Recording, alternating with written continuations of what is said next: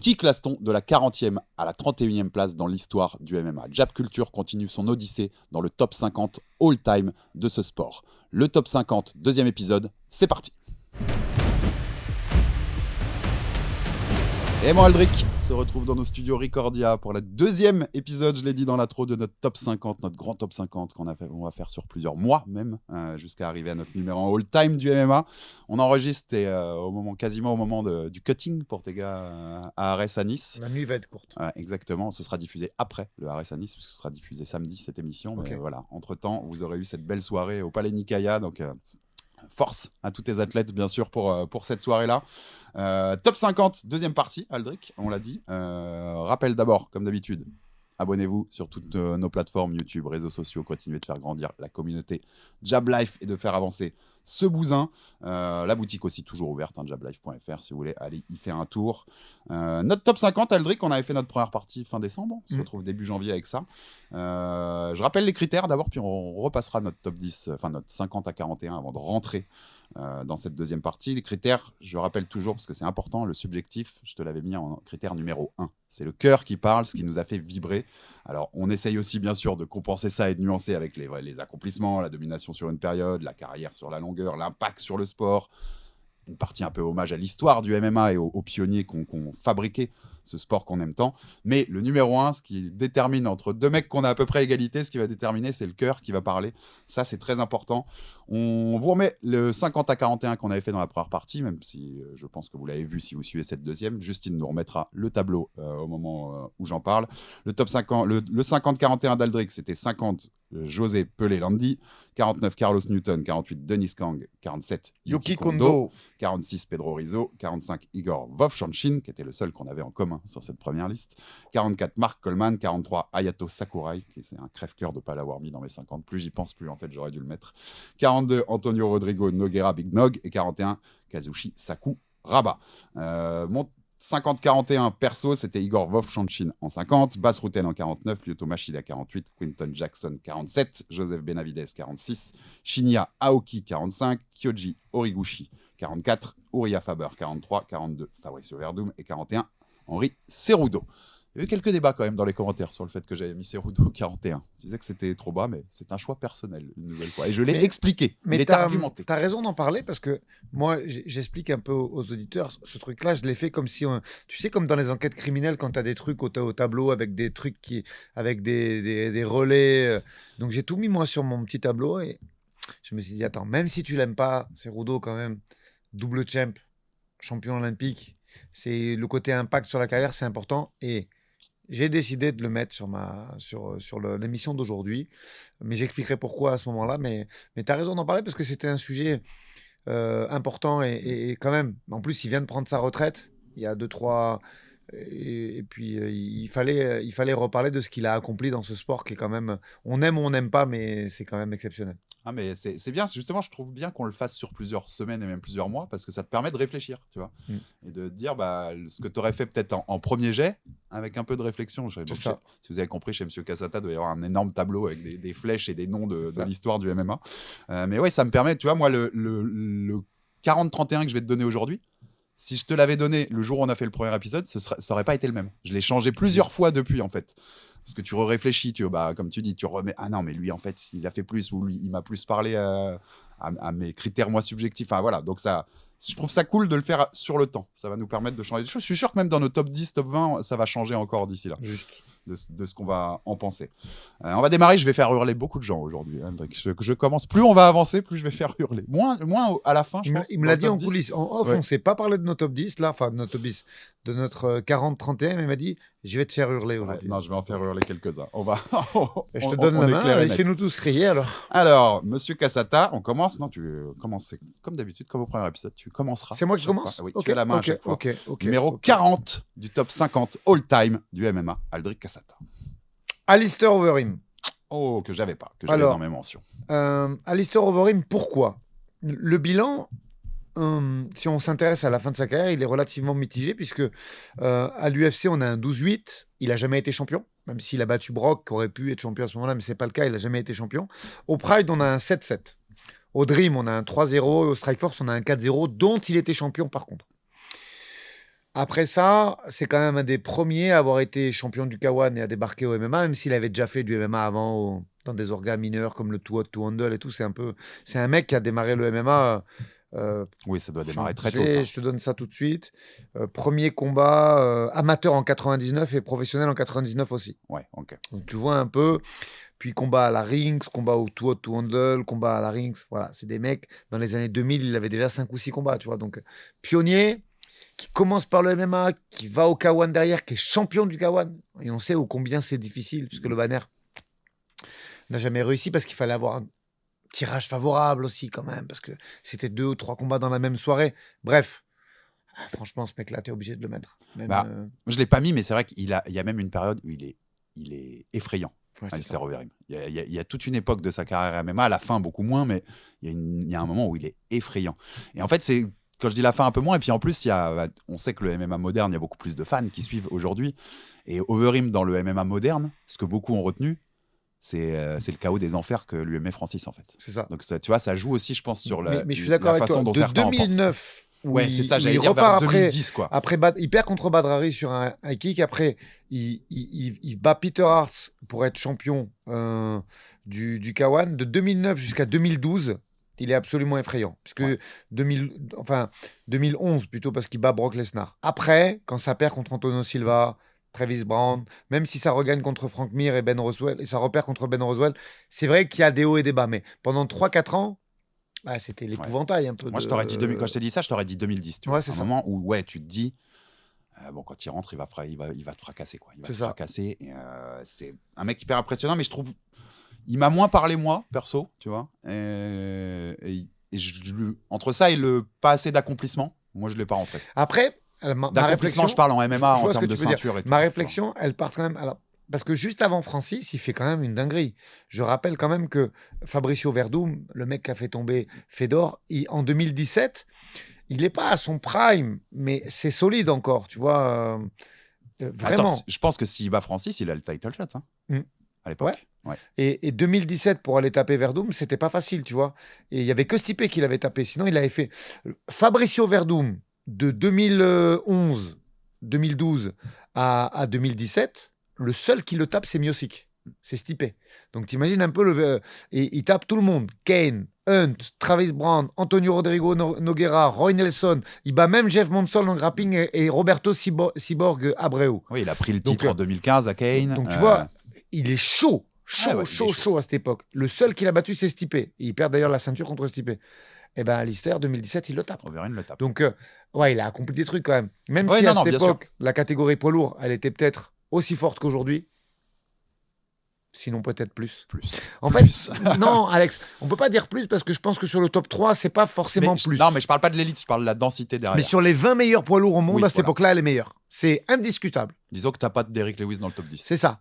Donc, ce qu'il a fait quand même, c'est l'équivalent d'Eric Lewis c'est ça. de 2026. Et même si je l'aurais pas mis au début, après, quand je regarde les tapologies, que je regarde les points Fight Matrix, que je regarde ce qu'ils ont fait, les titres qu'ils ont gagnés, parce que c'est ça que je fais sur mon tableau, tu vois. Je me mets des fiches chantées, je regarde, j'ai quand même. T'es obligé de le mettre. T'es obligé de le mettre. J'ai un poids lourd qui va te faire vraiment hurler dans cette liste. Parce que je l'ai mis. À toi. À mon avis, tu l'as mis beaucoup plus haut. Numéro 40 pour moi, c'est le premier moderne que j'ai. Premier Ok. Même Ok, si ok. dans mon top d'avant, j'avais quand même Origuchi qui continue de combattre. Mais c'est le premier moderne, champion très récent. J'ai Alex Pantoja, numéro 40.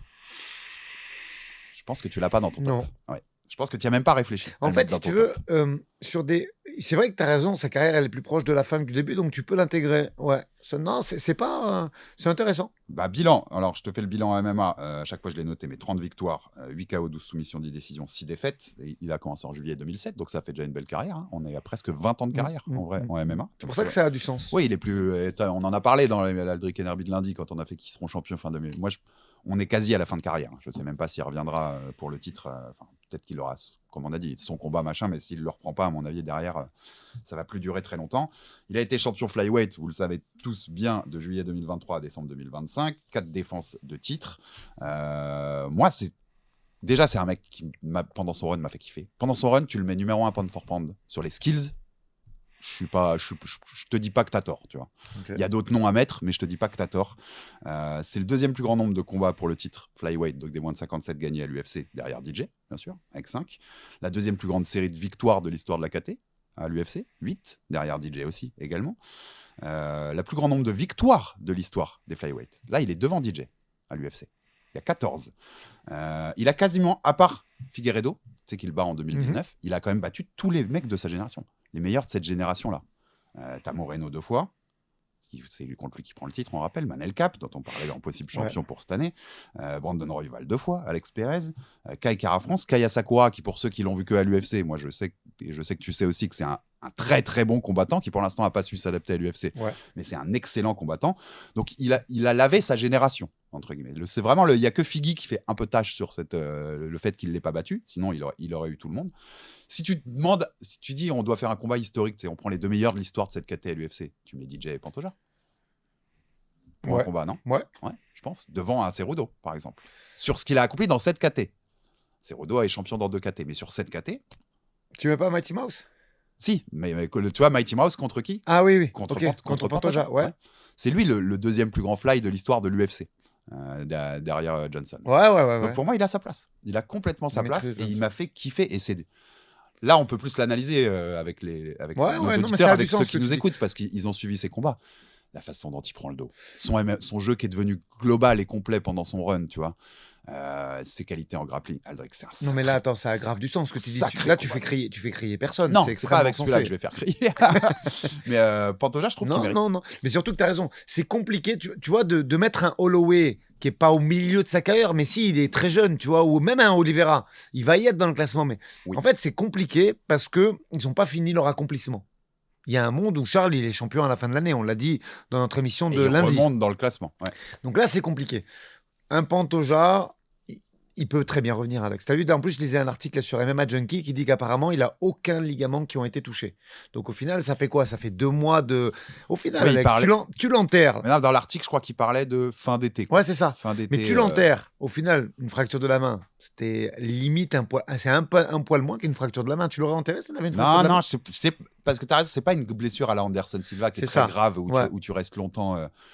Je sais pas, j'ai un feeling que entre son âge, son kilométrage MMA, je dis quasiment 20 ans de carrière, cette blessure-là, tu sais qu'il y a un peu un truc de... Non, mais je pense que tu as raison, on est à la fin. Genre, la génération d'après va prendre le cap, quoi, tu vois. Il peut faire une belle année, je pense. Une belle fin d'année. Parce que... S'il reprend le titre, s'il reprend le titre après ça, il peut même encore grimper, moi, si on refait la mise à jour du classement. Ouais. Mais c'est au moment où on parle, c'est ça qui est intéressant dans ce classement. Non, mais j'aime bien. Mais j'étais quasiment sûr que tu l'aurais pas quand je l'ai mis, moi, parce que je me suis dit... Je pense pas qu'Aldric y pensera, en fait. Non, je suis resté sur des mecs qui ont arrêté leur carrière ou qui sont proches de la fin. Et sur ces 10 dernières années, c'est simple. Moi, c'est un des mecs qui m'a fait le plus kiffer en MMA. J'étais à Las Vegas quand il prend le titre contre Moreno, qui est quasiment le combat de l'année. En 2023, le combat est fabuleux. Mais il m'a fait kiffer, ce mec-là. C'est du MMA beau, quoi. Complet. Tu sais, comme j'aime les petites KT. Monsieur Alexandre Pantoja, 40e. J'ai même failli le mettre plus haut. J'ai beaucoup changé cette liste de 40 à 31. On passe à numéro 39 du classement. 39. Oui. J'ai fait sa connaissance en vrai. On a discuté 1 heure dans les bureaux de Ariel El Awani à New York. Il a combattu un peu partout dans le monde. Donc quand t'es passé avec Manon? Ouais. Je te tease un peu. Bah, j'essaye de deviner. T'essaies de deviner? Je te donne le nom tout de suite. Josh Barnett. Ok. 35-8 en carrière. 7-3 à l'UFC. 5-4 au Pride. 3-1 au Strike Force. 2-0 à l'Affliction. Des combats de grappling. En veux-tu, en voilà. Accomplissement dans le sport, création d'un style.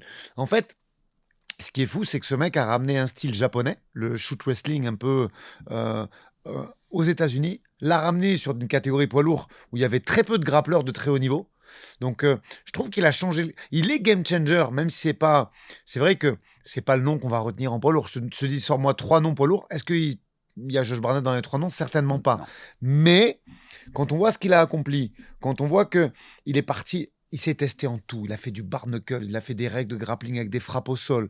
Il est encore à 48 ans actif puisqu'il a combattu au KSW en 2024 sur des règles de grappling modifiées. Tu vois. Donc le mec est dingue, amoureux du sport. Il s'entraîne tous les jours. Il a tapé des mecs quand même énormes. C'est un énorme nom. Hein. Enfin, c'est un nom qui a traversé les âges dans le MMA. Moi, je l'ai pas. Et pour le coup, J'y ai pensé dans des possibles mentions, mais c'est jamais rentré dans ma tête qu'il pouvait être top 50. Moi, je te dis, quand je pose sur le mur les accomplissements, je continue. Combat contre. Il est allé se tester contre Gordon Ryan en grappling. Il a Gregor Gracie. Il a tapé des mecs comme Riron Gracie. Dan Lister qui l'a battu. En MMA, pareil. Il est tapé des Frank Mir, des Frank Nelson, des Andrei Arlovski de 2016. Hein, pas le maintenant. Oui. Le Andrei Arlovski. Alors, Andrei Arlovski, maintenant, il se tape contre des influenceurs. C'est ça, dans des coursives. Le Andrei Arlovski de 2016, c'était pas mauvais encore. Tu vois, même s'il était déjà sur presque à la fin de sa carrière. Et donc, pour toutes ces raisons, je pense quand même que c'est un mec qui a laissé son empreinte dans ce sport. Pareil. Je peux t'entendre, mais ouais, Brett moi, j'y ai pas pensé. Brett Rogers, Sergei Karitonov, quand même, il est allé taper. Et le Karitonov de 2011, qui était quand même encore frais, tu vois. Karitonov, c'est toujours un très joli nom sur son CV. Tu vois. Donc, ouais. Et en plus, il a battu des mecs que j'avais mis, comme Pedro Rizzo, par exemple, tu vois. Il l'a battu. Pedro Rizzo de 2008. Tu vois, par contre, là, puisque je refais ton classement aussi dans ma tête en même temps, et puis je sais qu'on s'était dit, à la 42, on avait 2 mecs qu'on a chacun dans nos classements, mais pas au même niveau. Et je vois pas comment tu le mets devant Big Nog. Ben, je le mets devant Big Nog parce que Big Nog, on l'a jamais vu aller se tester dans d'autres sports, par exemple, tu vois, comme le grappling. Ouais, mais top 50 MMA. Ouais, mais sur l'impact en MMA. Accomplissement. Champion. Et même, est-ce que... Champion au Pride. Ouais, mais pour moi, champion au Pride, surtout quand on voit un petit peu comment ça se passe. Big Nog, il arrive bientôt, là, pour moi. Tu vois. Il arrive aujourd'hui. Voilà, petit teasing, il arrive aujourd'hui. Il arrive aujourd'hui. Oui. Ok, mais regarde, moi, je te donne... on en parlera quand tu donneras les accomplissements, mais est-ce qu'à l'UFC, en termes de spectacle, Big Nog, je suis resté un peu sur ma faim, moi, quand il a fait le transfert Pride UFC, tu vois. Ouais, ça sur la deuxième partie de carrière. Ouais. Mais alors que Josh Barnett, je trouve qu'il s'est bonifié. Juste le Crocop, le combat contre Crocop de 2003 et celui contre Bob Sapp. Ouais. Mais celui contre Bob Sapp. Mais non, mais le spectacle qu'il y a, le retournement de situation, comment le mec survit. Il lui fait un powerbomb. Comment le mec survit à ça et derrière va le soumettre. Moi, juste tu me donnes ces deux-là, ça va devant tout ce qu'a fait Josh Barnett. Mais je pense que en termes de comment ça m'a parlé. Vous pouvez le trouver sur YouTube, les gars. Mais on en parlera quand on parlera de Big Nog. Mais alors, je te réponds pour Big Nog, mais on échange et n'hésitez pas à mettre vos commentaires. Oui, le but, c'est que vous nous donniez. Soyez pas d'accord avec nous. Le but, c'est que vous soyez pas d'accord. Là, je peux entendre. Tu vois, sur la deuxième partie de carrière. Parce sur que le global MMA, je mets Big Nog. Le 7-3 à l'UFC, moi, je trouve pas mal et surtout, je trouve spectaculaire. Oui, non, mais ça, je peux vraiment. Mais ouais, moi, il m'a beaucoup plus impacté Big Nog qu'a pu le faire Josh Barnett. Beaucoup, beaucoup plus. Moi, le Fight of the Night d'Andrei Arlovski, la victoire contre Roy Lenson, la victoire contre Frank Mir en 2 minutes. Ça, voilà, je te réponds. C'est bon. C'est pour ça que notre subjectif était aussi en premier critère. C'est chacun ses arguments. Mais Seul petit bémol, j'aurais tellement aimé le voir contre Fedor en 2009 à la Fiction. Voilà. Là, ça aurait répondu à plein de questions. Est-ce que, comme Verdum, il avait le grappling pour mettre en difficulté Fedor, est-ce qu'il ne l'avait pas ? Est-ce qu'il aurait pris un KO rapide ? On ne saura jamais. En plus, 2009, on arrive au moment où Fedor va arriver à ses défaites. Je pense quand même qu'il le prend. On ne saura jamais, il n'a pas eu lieu. Mais tu vois, voilà, je te réponds pour Big Nog. C'est vrai que c'est un 35-8 qui est ce qu'il est. Mais je trouve que sur la deuxième partie de carrière, je l'ai trouvé plus inventif, plus fort en grappling, plus abouti. Voilà pourquoi je l'ai mis volontairement devant Big Nog. Ah, mais c'est bien qu'on ait chacun nos avis. C'est pas parce que je l'ai rencontré à New York et que j'ai kiffé, tu vois. Différé là-dessus. Il a touché au catch, il a touché au grappling, ce mec-là. Moi, j'aime bien. Allez, je commence à faire crier des gens. Ça y est, ça commence déjà Je commence à faire crier des gens en 39e. Oui. 39e, Israël Adesanya. Oh, les yeux d'Aldric. Tu l'as beaucoup plus haut ? Non, je réfléchis juste. Tu l'as beaucoup plus haut ? Dans le prochain, je comptais le mettre dans la prochaine émission, si ma sensibilité n'a pas trop changé d'ici là. On va en discuter, puis on en rediscutera quand tu le mettras toi.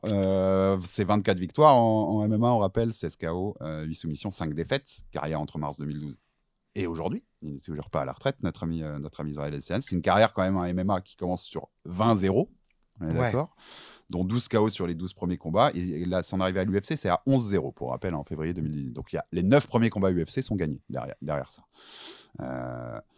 Champion, bien sûr. Il a été champion intérimaire en battant Gastelum avril 2019, puis Robert Whittaker pour unifier le titre en octobre 2019. C'était au Marvel Stadium. Ça reste toujours pour la petite anecdote, les gars, ce combat contre Whittaker, le record d'affluence à l'UFC, 57 127 personnes au Marvel Stadium de Melbourne. C'est celui-là où il fait l'entrée absolument dingue, où il danse et tout. Avec Ça, par contre, c'est l'entrée à vie.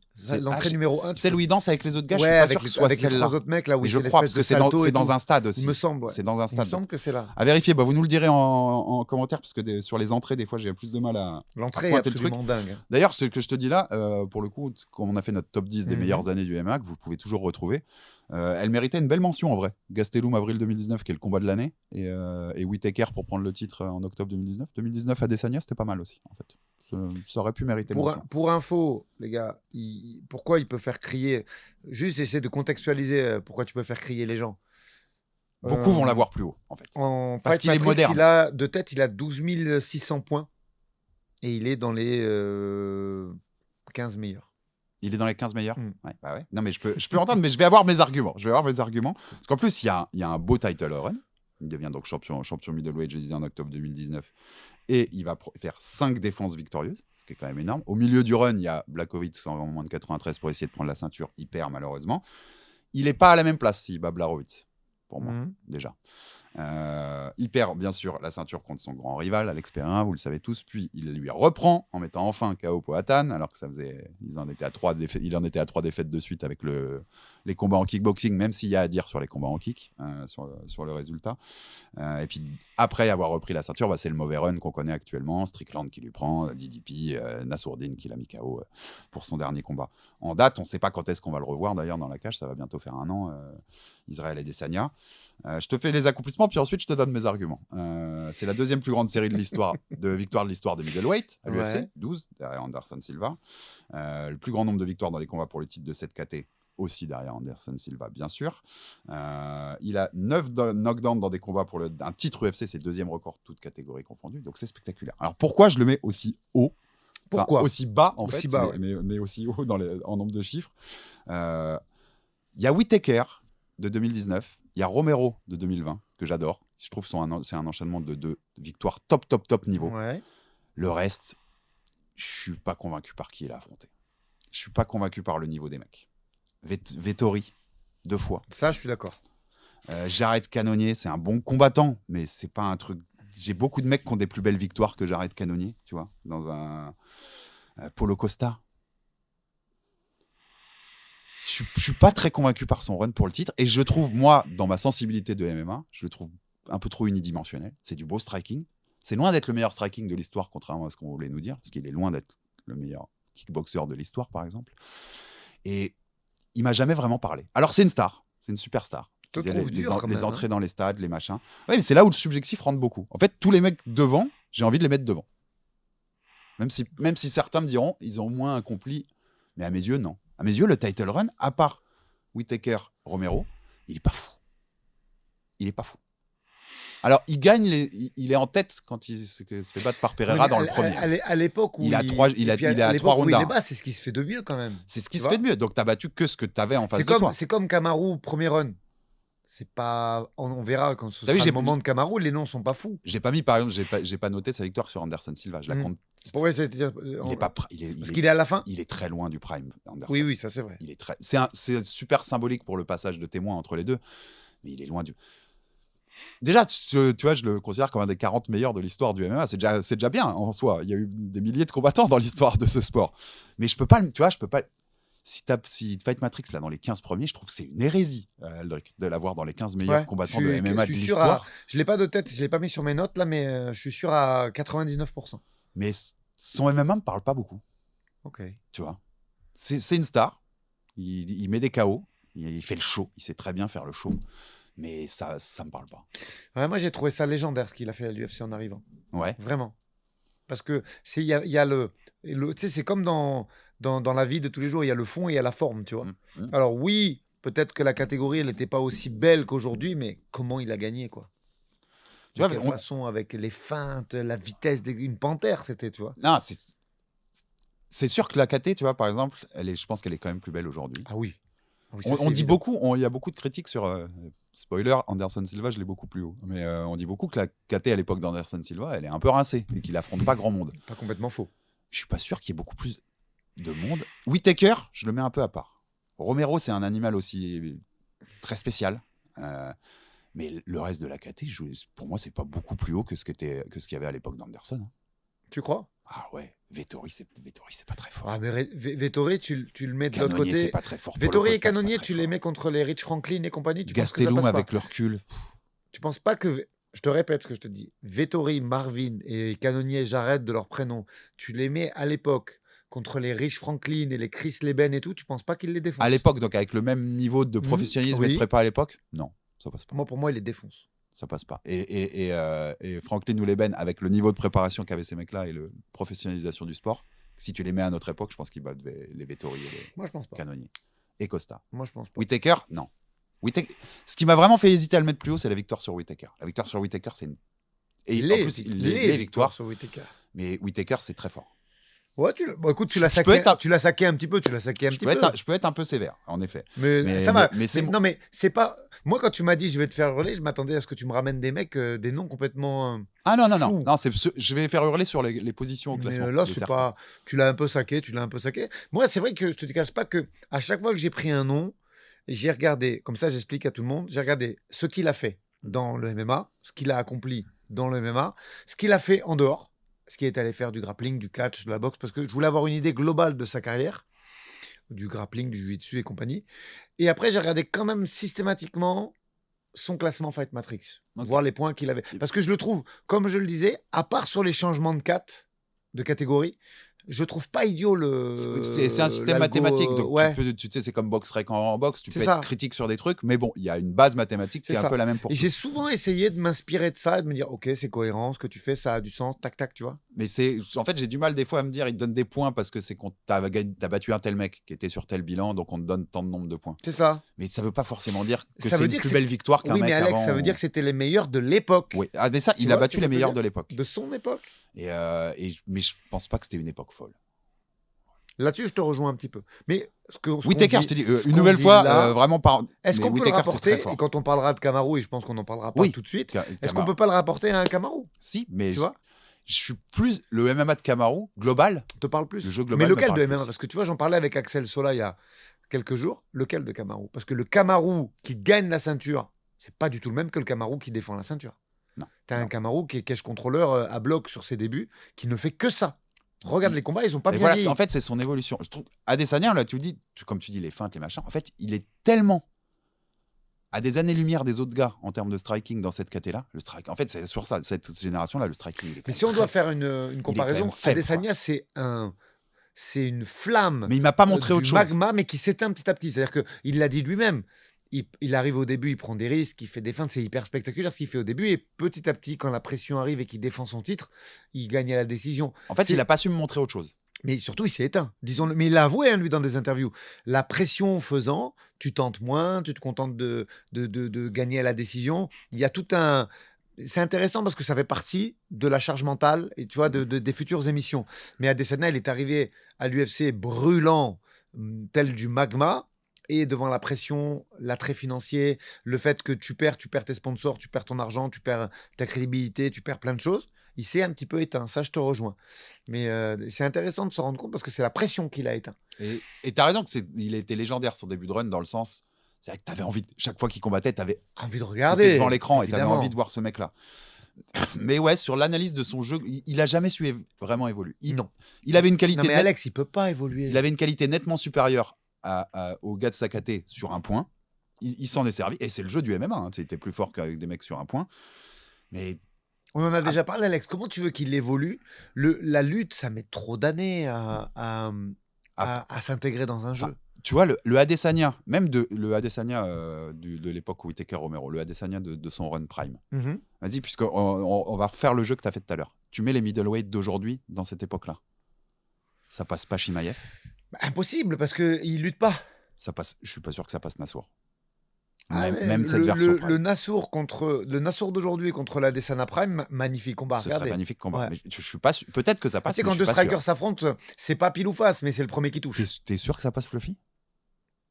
Mais non, mais tu me prends un gros lutteur aussi. Bah oui, mais c'est pour ça que je t'ai dit qu'il a. Oui, mais à cette époque. Il y a eu Romero. Il y a eu Romero. Ouais, mais attention, Romero, il s'en servait pas pareil. Mais voilà, on est d'accord.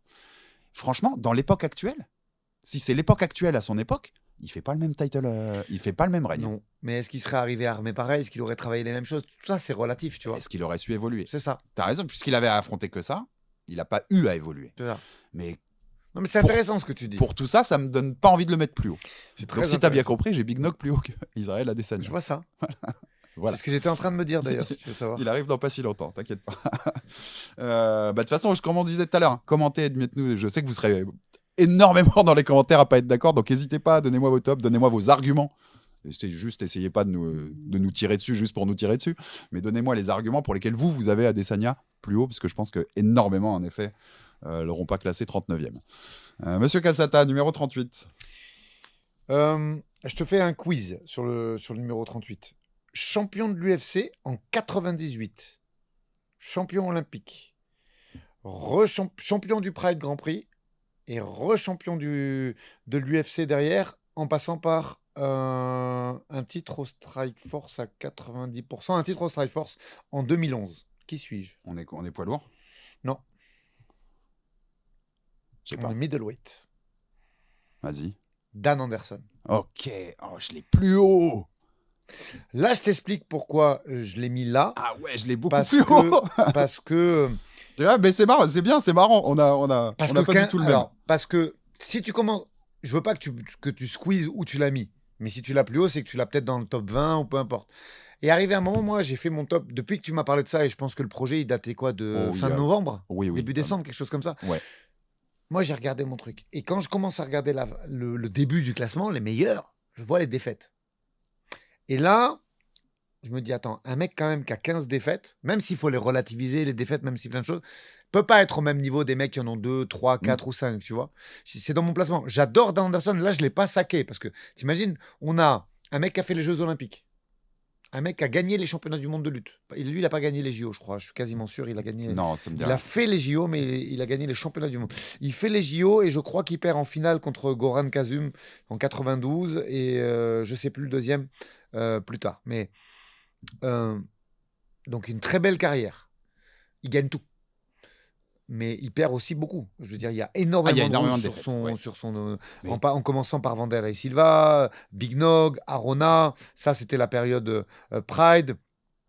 Sans parler de Kazuo Misaki qu'il avait battu en 2006, pareil, gros upset. Quinton Jackson, Anderson. Donc il y a de la défaite quand même.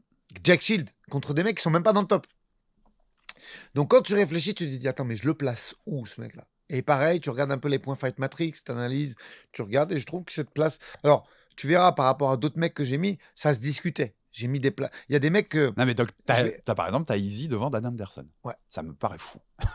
Ça me paraît fou. Même s'il y a plus de défaites, il a accompli tellement de trucs dans sa carrière. Alex, il a 9. Pareil, relativisons les bilans.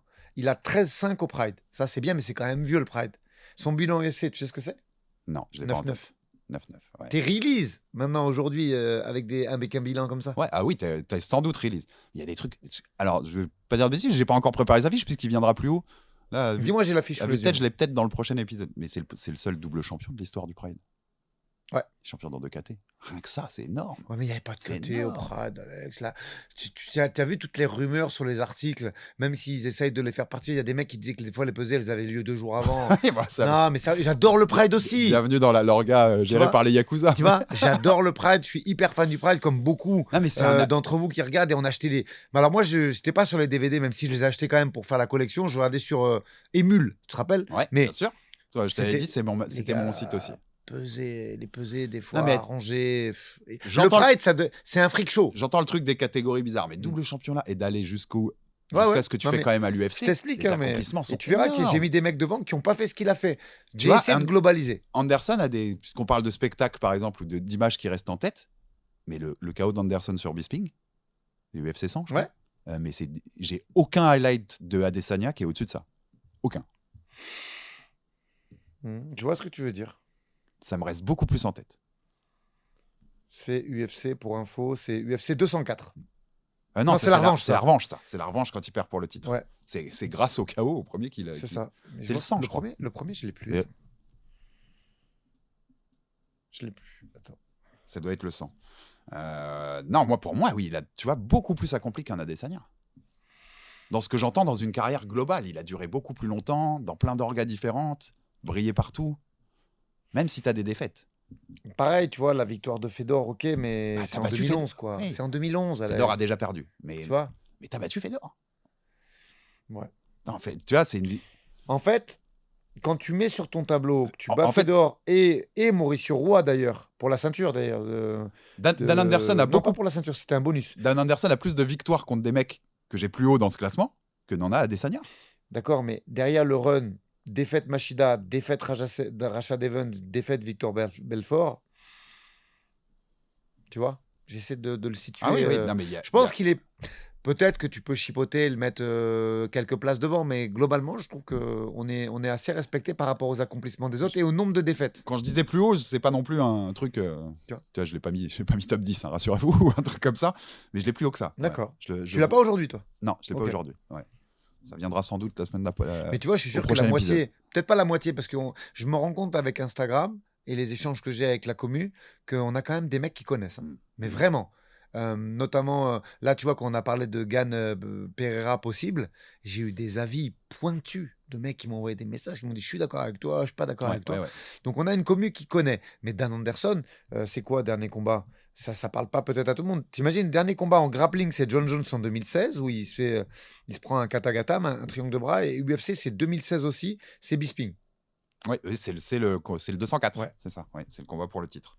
Donc c'est pas tout jeune quand même, tu vois.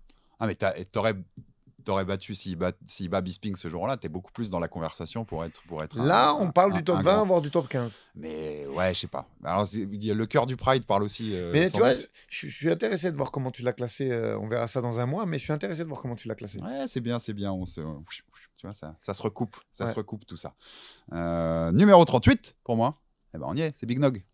Ok. C'est Big Nog, c'est Antonio Rodrigo Nogueira, bien entendu. Alors, je t'ai noté tous mes arguments, puisque pour qu'on puisse en parler, déjà le bilan, puisque je vous le fais à chaque fois, c'est 34 victoires, 3 KO, 21 soumissions hein, pour un poids lourd. C'était quand même du jiu-jitsu de sacré niveau, Aldric. 10 défaites, sa carrière, c'est juin 2099, août 2015, carrière construite au Japon, puisqu'il passe aux Rings, où il gagne le tournoi en 2000.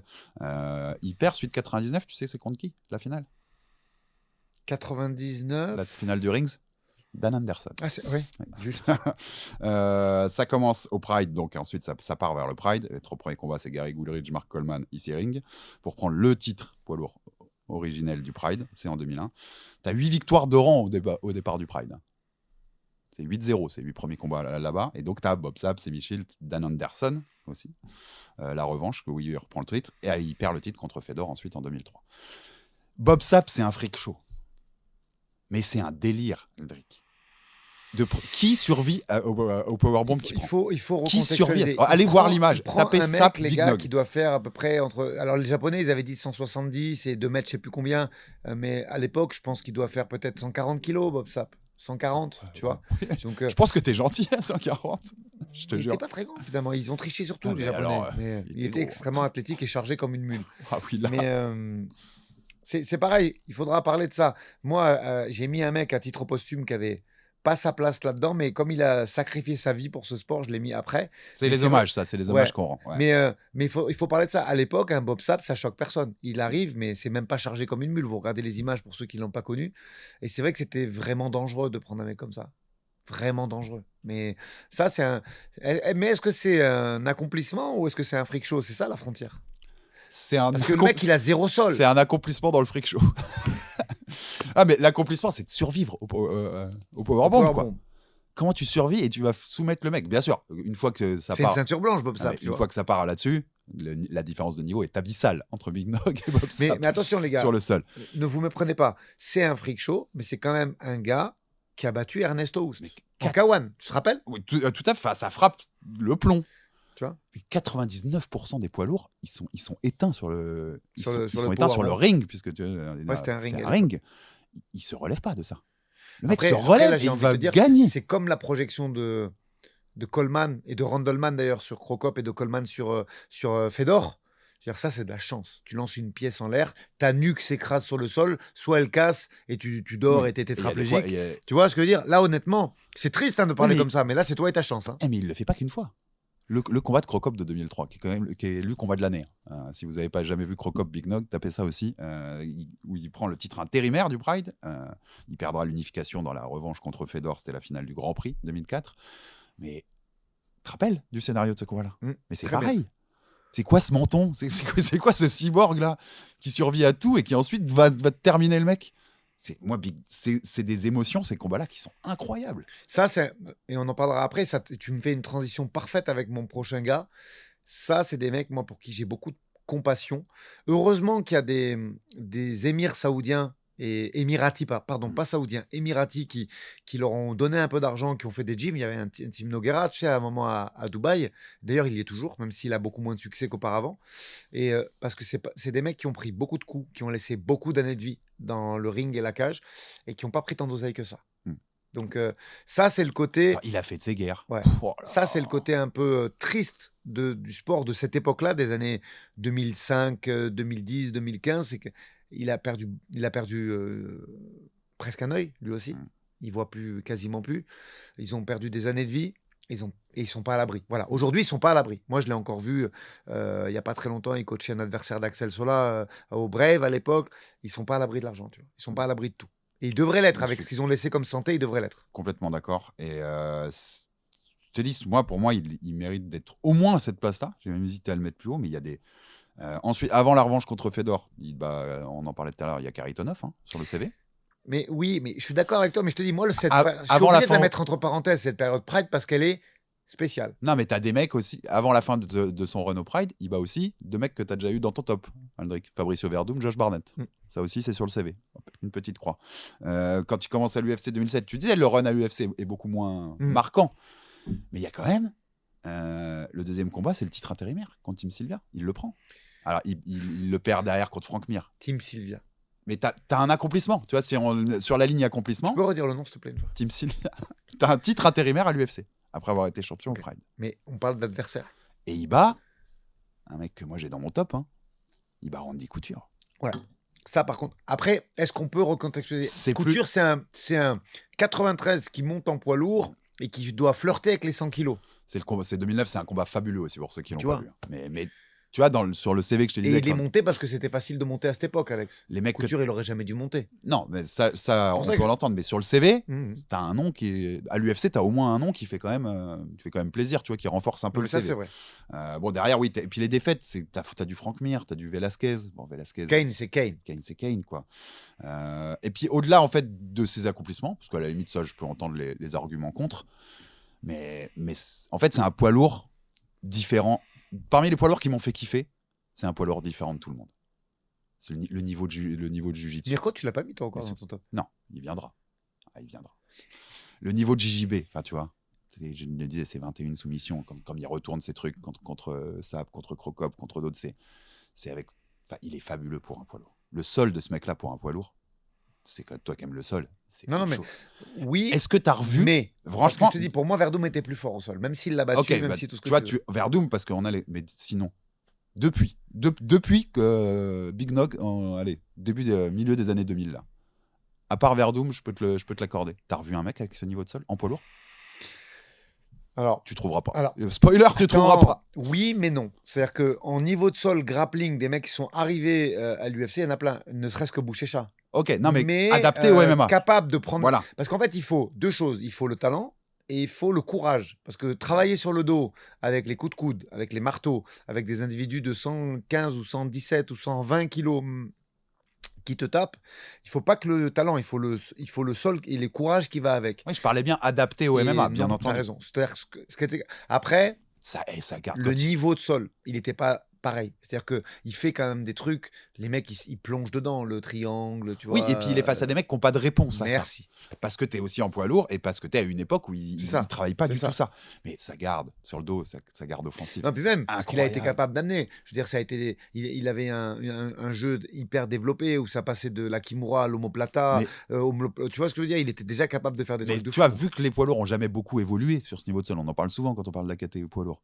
Franchement, il y a plus d'un mec aujourd'hui, tu les mets face à Big Nog, ils prennent la même que les mecs de l'époque. À partir du moment où ça va au sol, ils comprennent pas ce qui se passe, ils comprennent pas ce qui arrive là. Je pense, tu vois, qu'un mec. Mais moi, tu vas ça au sol avec Big Nog. Je pense on va rigoler. Gelton, c'est un peu plus fort au sol. En soi, mais il n'est pas capable de le montrer. Pour l'instant, il le montre parce pas en que MMA. le niveau est trop haut aussi, là où il est, tu vois. Et pourtant, il a quand même atteint un top 6 ou top 5 UFC. Tu vois. Ouais, il était top 6. Avec cette arme-là, Big Nog aujourd'hui, il peut arriver top 5 UFC. Non, parce que je te dis, je pense pas qu'il soit plus fort qu'un Gelton Almeida. Donc, oui, mais donc dans les mêmes eaux, ouais. à peu près. Tu vois. Au-dessus, je te dis pas que c'est pas compliqué. Mais il y a plein de mecs derrière, là. Il te les taperait. Ça a du sens. Il te les taperait méchamment. Le menton, il est incroyable. Le grand end pound, enfin, il y avait aussi les armes de grand end pound, quoi. Il savait le faire. Moi, Big Nog, c'est top 40 de l'histoire du MMA, minimum. Et je suis. Tu vois, autant je peux avoir été un peu sévère avec Adesanya, mais peut-être avec lui aussi. Mais moi, le seul nom où je peux te faire crier, c'est maintenant. Ok, ça peut être plus haut, mais tu vas voir, il était inversé au départ avec le mec qui arrive en 37 pour moi, Big Nog. Je l'avais mis 37 et c'était l'autre 38, et en fait, là, le cœur a parlé. Moi, ma dinguerie, c'est maintenant. Numéro 37. Moi, ma dinguerie, c'est maintenant. Alors, j'explique déjà tout de suite, avant de faire crier Alex. Je pense que s'il n'était pas décédé, et j'expliquerai tout après, le dopage, sa mort suite à une insuffisance rénale et la création, enfin un arrêt de fonctionnement des reins et la fabrication d'escarres et plein de choses sur son truc, il n'avait même pas sa place dans le peut-être sur la première, peut-être à la place de Mark Coleman où je l'avais mis. Là, en fait, c'est le sparring de Mark Coleman. Je donne tout de suite le nom, j'arrête le teasing. C'est Kevin Randleman. Randleman. Quand tu as parlé des reins, j'ai commencé. Ouais, t'as compris. 17-16. Mais en fait, mais tu sais, là, les mecs qui connaissent pas, ils vont dire mais attends, t'es en train d'encenser un dopé, Aldric, pourquoi? Parce qu'en fait, à l'époque où ça se passe, et regardez le film de Dwayne Johnson qui interprète Mark Kerr, dans ces années-là, et je rappelle qu'il a commencé sa carrière au Brésil en 96. C'est-à-dire que le mec, il est lutteur. Et au Brésil, on lui dit, vas-y, viens, il y a un truc très rigolo où on peut se battre et où tous les coups sont permis. Et lui, il dit, ouais, vas-y, trop cool, on y va. En 96, Alex. T'imagines un peu le truc? Il va prendre des mecs comme Carlos Barreto, comme Ebenezer Fontes Braga, Mario Neto Sukata, tu vois, vraiment des mecs en plus forts à l'époque, des Tom Erickson qu'on reverra plus tard, même au Pride, tu vois. Et le début de carrière est fou. Puisque après il participe à l'UFC et il bat Maurice Smith qui était connu pour son affrontement, ses combats plutôt à l'UFC. Il fait une split contre Bas Rutten que tu avais dans ton top il n'y a pas très longtemps et il prend la ceinture de l'UFC contre Pete Williams, un titre vacant en 99. C'est-à-dire que là, je peux te dire assurément que 90% des gens qui écoutent cette émission ne suivaient pas le MMA à ce temps-là parce que moi-même, je débutais, tu vois, dans mon suivi. Donc, pour ces raisons-là, après, on a défaite contre Couture, défaite contre Lidl, victoire contre Pedro Rizzo que j'avais mis dans mon top la semaine dernière. Donc, tu vois, j'essaie quand même de légitimer un petit peu. Oui, bien sûr. Et puis, avec des gens, justement, qui sont dans cet aéropage des 50 pour nous, quoi. C'est ça. Donc, bien évidemment, il aurait peut-être pas eu sa place si il n'était pas décédé dans le sport parce que c'est pas dingue au final sur le record global, sur plein de choses. Il met KO Crocop que j'ai dans mon top et toi aussi. Avant, c'est cette année dont on a parlé dans les 10 plus belles années. C'est l'année où Crocop prend sa revanche. Ouais, c'est ça. Quelques mois plus tard. C'est ça. C'est 2004. Cette fameuse 2004 où Crocop il fait 8 combats, je crois, en 2004. Donc voilà. Normal, pour toutes ces raisons, franchement, Randleman, il méritait d'être évoqué. Après, je suis pas en train de dire les gars, dopez-vous, rien à voir. Non, et on a donné nos critères. C'est aussi il y a aussi dans les critères hommage à des gens qui ont fait le MMA. Il a perdu sa vie pour performer dans un sport. Alors, est-ce que c'était la bonne méthode? On va pas faire son procès. Moi, j'aime pas parler des gens qui sont décédés, mais en plus, je l'ai croisé à l'époque, moi, au Japon, quand Midou combattait là-bas, Christophe, et c'était un mec très très cool. Et voilà, quoi qu'on fasse comme erreur dans sa vie et qu'on soit addict à des produits dopants parce que culture de l'image, besoin de se voir dans la glace musclée, il y a plein de trucs. On va pas faire un podcast de psycho, c'est pas notre. Mais je sais pas, moi ce mec-là, j'avais beaucoup de sympathie pour lui. Et quand bien même il y a un 4-3 à l'UFC, un 4-7 au Pride et un 0-2 au Strikeforce, j'ai eu envie de lui rendre un petit hommage. Parce qu'en plus, il a fait des dingueries absolument folles, comme mettre KO Crocop alors que c'était un lutteur, il savait à peine envoyer un coup de poing. Et je sais pas si tu te rappelles, à un moment, il s'était blessé en sautant, il avait touché le plafond du vestiaire au Pride. Voilà, c'était un animal. Il est décédé à 44 ans. Athlétiquement, c'est un des spécimens les plus rares qu'on ait vu dans le MMA. Et c'était une bête d'athlétisme. 1m80, pas le sport, l'athlétisme, mais des cuisses, le côté athlétique. De cheval de course, tu vois, impressionnant. Mais voilà, attention, petit bémol, c'était un garçon qui était assumément dopé puisqu'il en est mort, ses reins ont arrêté de fonctionner. Et voilà, j'avais envie de le mettre dans Stop.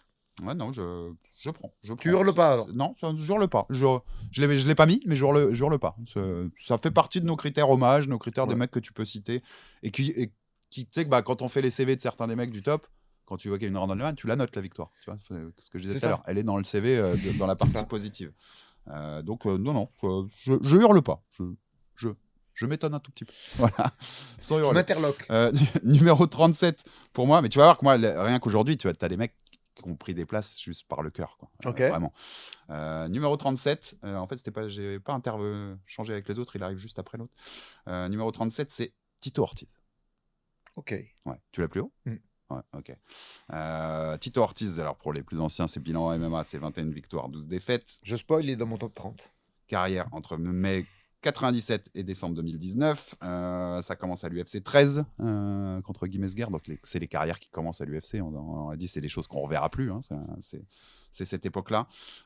Il prend le titre en avril 2000 contre Wanderlei Silva, qui n'est pas encore le Wanderlei Silva qui a régalé au Pride. 5 défenses victorieuses. Le run de défense, j'avoue, pour l'époque, il est bonbon. Yuki Kondo, Evan Tanner, Elvis Sinosic, Vladimir Matyushenko, Ken Shamrock. Matyushenko et Shamrock, c'est vraiment. On aurait pu les mettre en. On l'a mis, non, Shamrock d'ailleurs? Non, on l'a Non, mais dans les mentions. honorifique, ouais. Oui, on l'a mis. Et Matyushenko, on aurait presque pu. Hein. Bah, Ça a été des grands noms de. C'est des mecs qui ont marqué, puis Yuki Kondo que tu avais dans ton top 3, par exemple. Donc, il va. Alors, moi, je l'ai mis plus bas.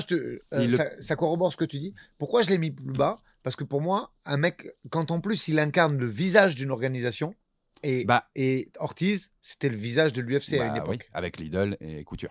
Et mieux que Lidl encore, parce que rappelle-toi, quand Dana il se chauffe avec Saka Kiraba, le mec du Pride, et qu'il se dit vas-y, je t'envoie un mec dans le truc, il n'a pas envoyé Ortiz. Et c'est pas parce que.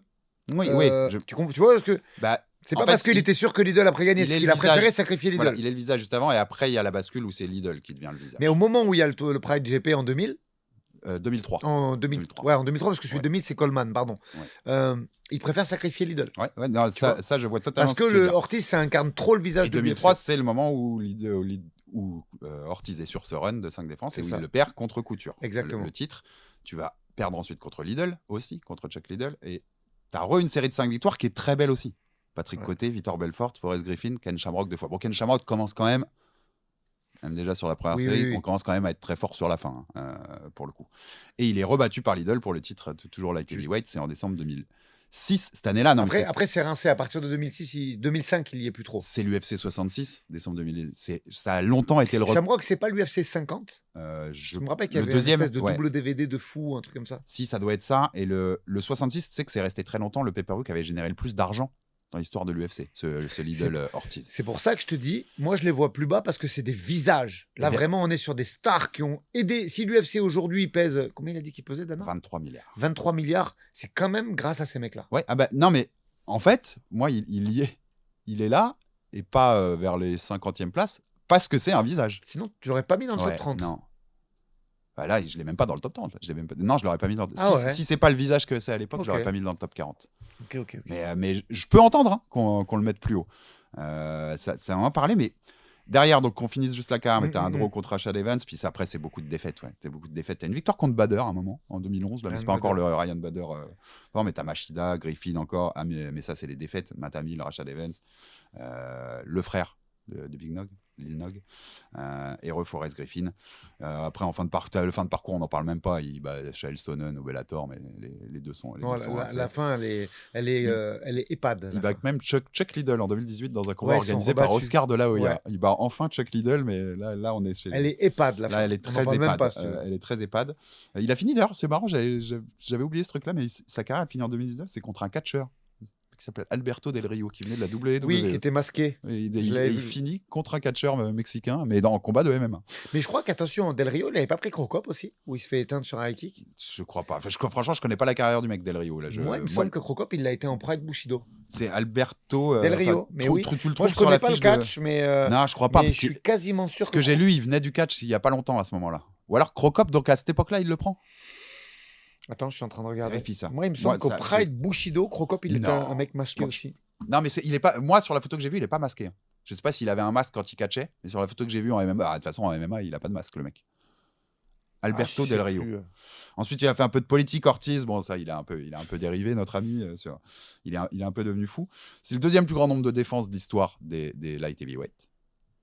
Ortiz, derrière John Jones. Donc ça se note. Ça se note. Je sais pas. Je trouve qu'en fait, il a perdu tous ses gros combats. Ortiz. Pour moi, il représente le visage de l'UFC. Je suis bien d'accord, mais et ça fait partie des gens. Si aujourd'hui il y a l'UFC, c'est grâce à lui. T'es pas d'accord qu'il a perdu tous ses gros combats? En fait, à part Wanderlei Silva, tous les gros, tu vois. Ok, je te peux rentrer Toryuki Kondo. Shamrock, on est quand même en 2003. Shamrock, il a participé à l'UFC en 93. Je me suis pas trompé. En 2003, il prend Crocop. Ok. Alberto Del Rio, il prend au premier Pride Bushido. Et tu vois, c'est le même. Tiens. Ah, bien sûr que c'est le même. C'est le même gars. T'as le tapologie sous les yeux. C'est incroyable. Tu vois. Il y a de la culture MMA ou pas? Ah ouais, non, mais je pensais pas du tout que c'était le même, parce que pour moi, c'était un mec qui venait du catch. Tu sais, les Mexicains, ils sont durs au mal quand même. Ils faisaient les deux. Hein. Okay. Et ce mec-là, moi, je l'ai connu parce que sur le premier Pride Bushido, il l'avait appelé Dos Caras ou un truc comme ça. En vrai, je pensais pas que c'était le même mec. Si. Tu vois, pas du tout. T'imagines que ce mec-là, il a commencé au deep et il a fait du catch en même temps. Parce qu'à l'époque, au Japon, il y avait vraiment une vraie passerelle entre catch et MMA. Deep, Shuto, tu vois, Pancras, il y avait, bref, on s'égare un petit peu, mais il y avait une vraie passerelle entre les deux. Et oui, il a pris Crocop aussi, tu vois, comme quoi. Mais je savais que je te ferais un peu. Tu vois, je te fais plus crier aujourd'hui que toi, tu me fais crier sur ce 40-31. Non, mais je te rejoins. Le visage, ce que tu veux dire. Le visage lui donne sa place obligatoire. Quand j'ai fait le top 50, c'était un. Moi, c'est un critère important pour moi. Tu sais, je pense que tu as fait un peu pareil que moi. Tu as mis des noms qui sont obligés d'être. C'est ça. Tito Ortiz, il était obligé d'être. Pour moi, je vais dire clairement, pour moi, il est top 30. Parce que devant l'accomplissement sportif, je vois les mecs. Parce que tu sais, ça rentre en compte. J'ai toujours une pensée, moi, fighter. Et mes fighters, et moi en tant que fighter avant. Et ce mec-là, il a vraiment fait évoluer le marché et le business parce que c'est lui qui vendait, à lui tout seul. Tu voyais son nom sur une pochette DVD, tu l'achetais. Non, mais, mais tu vois, moi, il me manque, contrairement à d'autres mecs qui ont été des visages ou des machins, il manque des. Wanderlei Silva, c'est même pas encore le mec du Pride. Hein. On parle pas de Wanderlei qui terrorise tout le monde au Japon. Non, c'est avant qu'il aille au Pride. Ouais. Je suis d'accord. Les deux contre Lidl, dans leur prime, il les perd. Couture, il lui prend sa ceinture. Il a pas... les gros combats, Tito, il les a pas gagnés. Alors, c'était une superstar. Ça vendait... C'était un draw incroyable en pay-per-view. Et les Griffin et tout, c'était plus des stars qu'on pensait à l'époque. Et Shamrock, je le répète, Shamrock, c'est 2003. Je suis d'accord. Mais après... il était en 93 à l'UFC et il n'était pas débutant en 93. Après, Shamrock. Moi, je te dis, j'ai beaucoup de respect pour les gens qui sont allés se chatouiller dans d'autres sports. Et c'est quand même un mec qui a fait les premiers à DCC, qui a battu Rumina Sato, qui a battu Matthews, d'ailleurs, qui bat en grappling.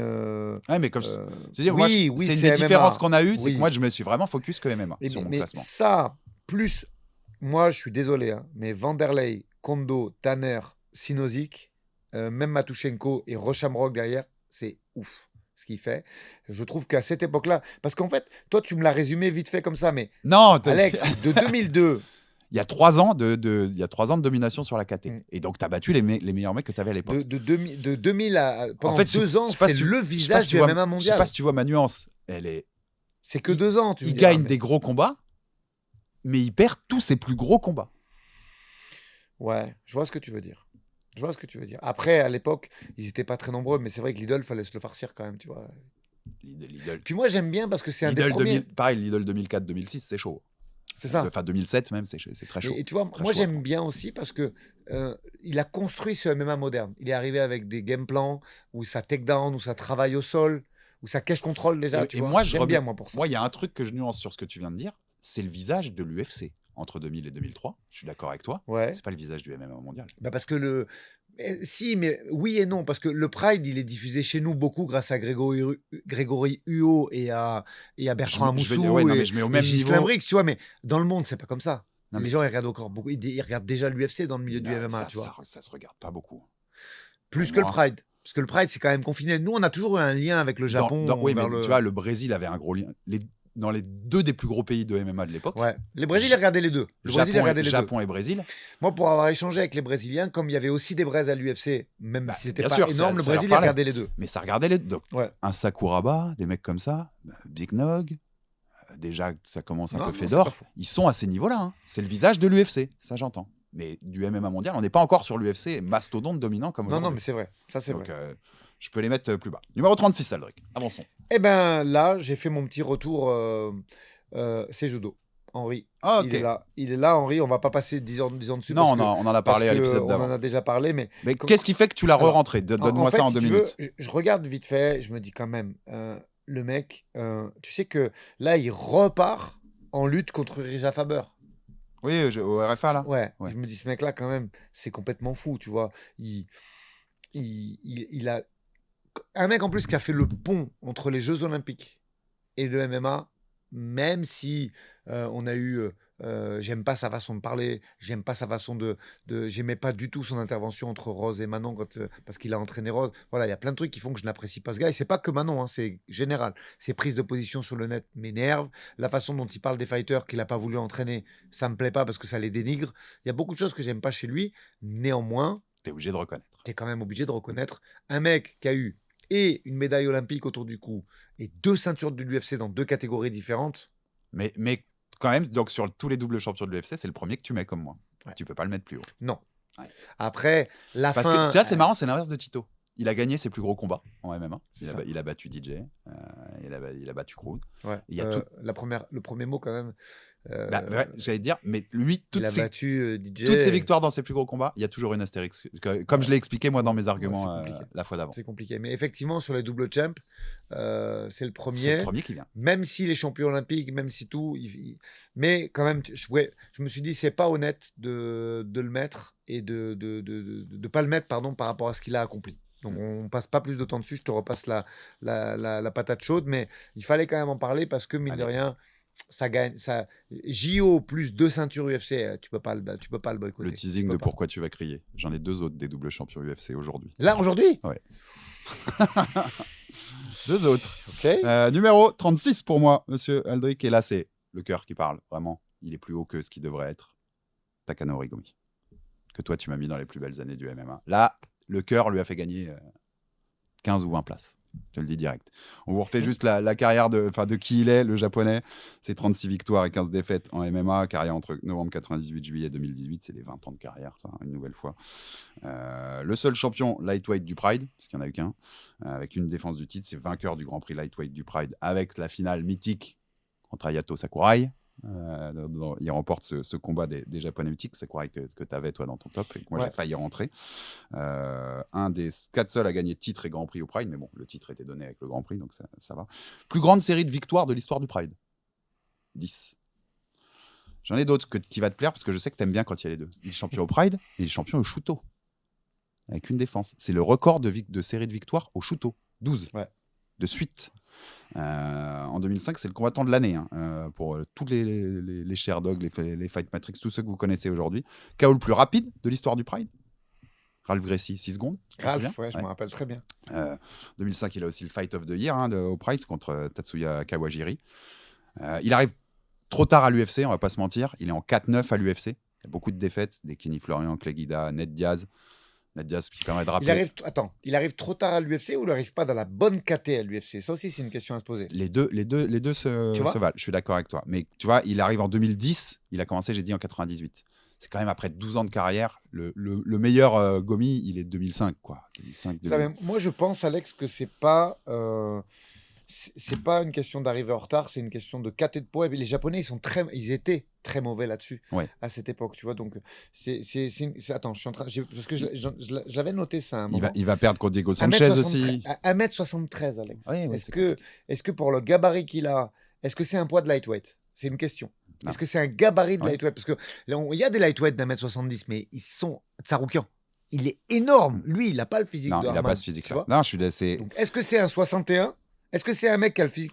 Tu descendrais même à 61, même pas à 66. Moi, pour l'avoir vu, comme je te vois, et pour avoir vu Taylor, pour moi, il n'est pas plus costaud que Taylor Lapillus. Donc ça peut faire 60. Mais sans doute qu'il s'est trompé de KT. Moi, je l'ai vu au Japon aussi parce que c'est la même époque que Midou. Et que c'est quand même un peu tard. Aussi. C'est double truc. Mais la KT est peut-être plus signifiante encore. Moi, je l'ai vu au Japon. Ça perd beaucoup. Christophe combattait au Kawan Dynamite. Et franchement, K1 fin d'année, c'est pas Dynamite, je dis une bêtise, mais peu importe, vous me pardonnerez, c'était il y a longtemps. Pour moi, il a le gabarit de Taylor Lapillus. Ah, moi, ok. Tu vois? Je vois ce que, je vois ce que tu veux dire. T'imagines Taylor en lightweight? Et c'est, tu vois, si tu m'avais mis Gomi en 61, peut-être que l'histoire, elle est différente. En effet. Exactement. Peut-être qu'elle est très différente à l'UFC. Mais que t'es pas à Et l'époque. s'il fait des vrais gros trucs à l'UFC, là, ça peut même monter plus haut en vrai. Tu vois, Mhm. ce mec-là. Mais le record à l'UFC fait que ça bémole beaucoup quand même. Donc Non, il y a mais aussi Diego Sanchez, Joe Lawson, Jim Miller, tout ça. j'aimais beaucoup, moi. Tout ça, ça Premier mec perd. qui arrive avec une anglaise vraiment, vraiment très En lourde. fait, Au sur, Pride le, Bushido surnom, et tout. le surnom, c'est Fireball Kid. Et juste, mais moi, ce qui Ouais. me fait le mettre devant, c'est parce que je t'avais dit, moi, je découvre ce Pride quasiment avec lui dans ces années 2004-2005. Mais ils font, tu sais que j'avais lu des articles comme quoi ils font le Pride Bushido quasiment pour lui. Hein. Mais le style, Aldric, moi, j'adore ce mec. Enfin, j'adore Gomi, c'est tout, c'est court. Il y a une défaite de lui, mais qui est transformée en contest, puisque Nick Diaz est positif avec la Gogo Plata, qui est un des combats que j'avais adoré de cette époque-là. C'est où Pride 33, c'était à Las Vegas, un Pride à Las Vegas. Mais le style, tu m'en dis un mot aussi après, mais il est incroyable son style. La boxe agressive qu'il a. Mais Pour un mec qui est quand même plutôt un petit bonhomme, les chaos tu te spectaculaires. rappelles Il switch, hein. La boxe, elle est bonne. Hein. Ouais. Il sait faire des trucs que beaucoup de mecs de l'époque mais savent tu te pas rappelles, faire. j'avais mis Denis Kang, moi, dans mon classement du premier épisode. Pour ceux qui veulent, qui s'y intéressent maintenant et qui découvrent, allez voir la première partie du top de 50 à 41. Et je t'avais dit quoi? Je t'avais dit, il amène un style de boxe anglaise complètement dingue et novateur pour l'époque, où c'est un peu raide, un peu Bah, quand même, bien tu vois, sûr. encore. Et ben, c'est la même époque. Denis Kang et Takanori Gomi, même époque. Et la gauche en ligne qu'il avait, Gomi. Les overhands sur la droite. Mais je te dis, C'est ils ont créé le Pride Bushido quasiment pour lui. le sol. Enfin, le grand endpoint au sol. C'était Ouais. une violence pour un mec de sa Mm. taille aussi. Tu vois, enfin, son style, il y a une grosse défense de takedown. Il y a un peu un côté sprawl and brawl. Hein. Ouais. Tu vois, pour un japonais, ce qui est pas un style atypique japonais, quoi. Non, je suis d'accord avec toi. J'adore ce mec, j'adore son style et je ne le voyais pas ne pas être dans le top 50. Déjà, j'étais hyper frustré de ne pas l'avoir mis dans mes 10 plus belles années et tu as bien eu raison de le mettre. L'année 2005, elle est folle de Takanori Gomi. Mais moi, il mérite sa place. Tu Ouais, l'as pas, mais hein. ça me va. J'ai aucun doute, tu l'as pas. Non, Non. dans le top 50. Mais j'y ai Mais pensé. Non, mais vraiment, j'y ai Tu y as pensé. pensé. Ok, Ouais. parce que j'entends total un mec qui me dit dans les commentaires, mais t'es fou d'avoir Gomi dans le top 50. Ouais. Mais mon top 50 à moi, il y a Non, mais Takanori j'y ai Gomi, pensé, j'y ai c'est pensé. obligé. Genre. Mais il y a des mecs comme ça que, d'ailleurs, je te spoil, c'est pas celui d'après, c'est celui d'après, que j'ai remis plus tard. J'ai dit non, je peux pas ne pas le mettre. Ouais, Mais genre. tu sais, quand t'as fini ton truc, tu le regardes sur le tableau, tu te dis ouais, il manque un truc. Ouais, mais il manque lui. Mais non, mais j'entends parce que moi j'étais très fan. Mais voilà, donc j'ai Gomi devant Ortiz ou Adesanya. C'est clair. Voilà. Non, mais ça va, tu me fais pas crier parce que j'aime bien. Non, mais voilà, je sais que j'aime bien. Je vais animer la section commentaires avec certains des choix là-dessus. Mais pour ceux, avant de gueuler, pour ceux qui, je préviens les mecs dans les commentaires, allez voir des images de Gomi. Allez voir son style, allez voir les KO qu'il mettait. Je crois qu'il finit, c'est au Rising. Son dernier, le dernier, c'est Melvin Guillard. Melvin Guillard met- qui était sacrément fort pour aussi. son dernier KO, Oh là là. dernier combat de carrière 2018, et il met un KO des enfers encore. Juste Et pour finir. Guillard, c'était dernier. dangereux. Ouais, Tu te rappelles en très striking dangereux. La plupart des défaites de Guillard, on l'a amené au sol. Rappelle-toi. Et là, Personne ne le boxait. Hein. là, il te le termine Ouais. et c'est hyper. Tu vois, c'est vraiment ça résume sa carrière. C'est son Mm. dernier combat et t'as encore du Gomi qui te fait du spectacle et qui fait Fireball Kid. Vraiment. Allez voir ce génial japonais que j'adore. J'en ai plus beaucoup, je te jure, des japonais. Tu vois, pour ma fixation. Donc, mais celui-là, il était obligé d'être dedans. Numéro 35, Aldric Kassatin. Mirko Krokop Filipovic. Ah, ok, je l'ai plus haut. Ouais. Je l'ai plus Mirko haut. Krokop Filipovic. Ah, ok. 38, Qu'est-ce 11, que tu veux 2 dire en d'autre carrière. 51 ans aujourd'hui. Il a encore une forme physique exceptionnelle à 51 ans. Et puis, voilà, accomplissement 18-4 au Pride. Je Avec 2 draws. l'aurais pas beaucoup plus haut. Tu l'as aujourd'hui? Non, pas aujourd'hui. Ah ouais, top 30, toi, carrément. Ouais. Mais pareil, Alors, il y a beaucoup de persos Attends, qui parlent. pourquoi pas top 30 et pourquoi là? Quand tu vas réaliser les mecs qui sont devant Crocop, enfin derrière Crocop, là aujourd'hui, tu vas halluciner. Pourquoi pas top 30? Ok, il y a un 18-4 au Pride avec 2 draws. Donc, t'imagines, ça veut dire que le mec a 24 combats au Pride. C'est absolument colossal.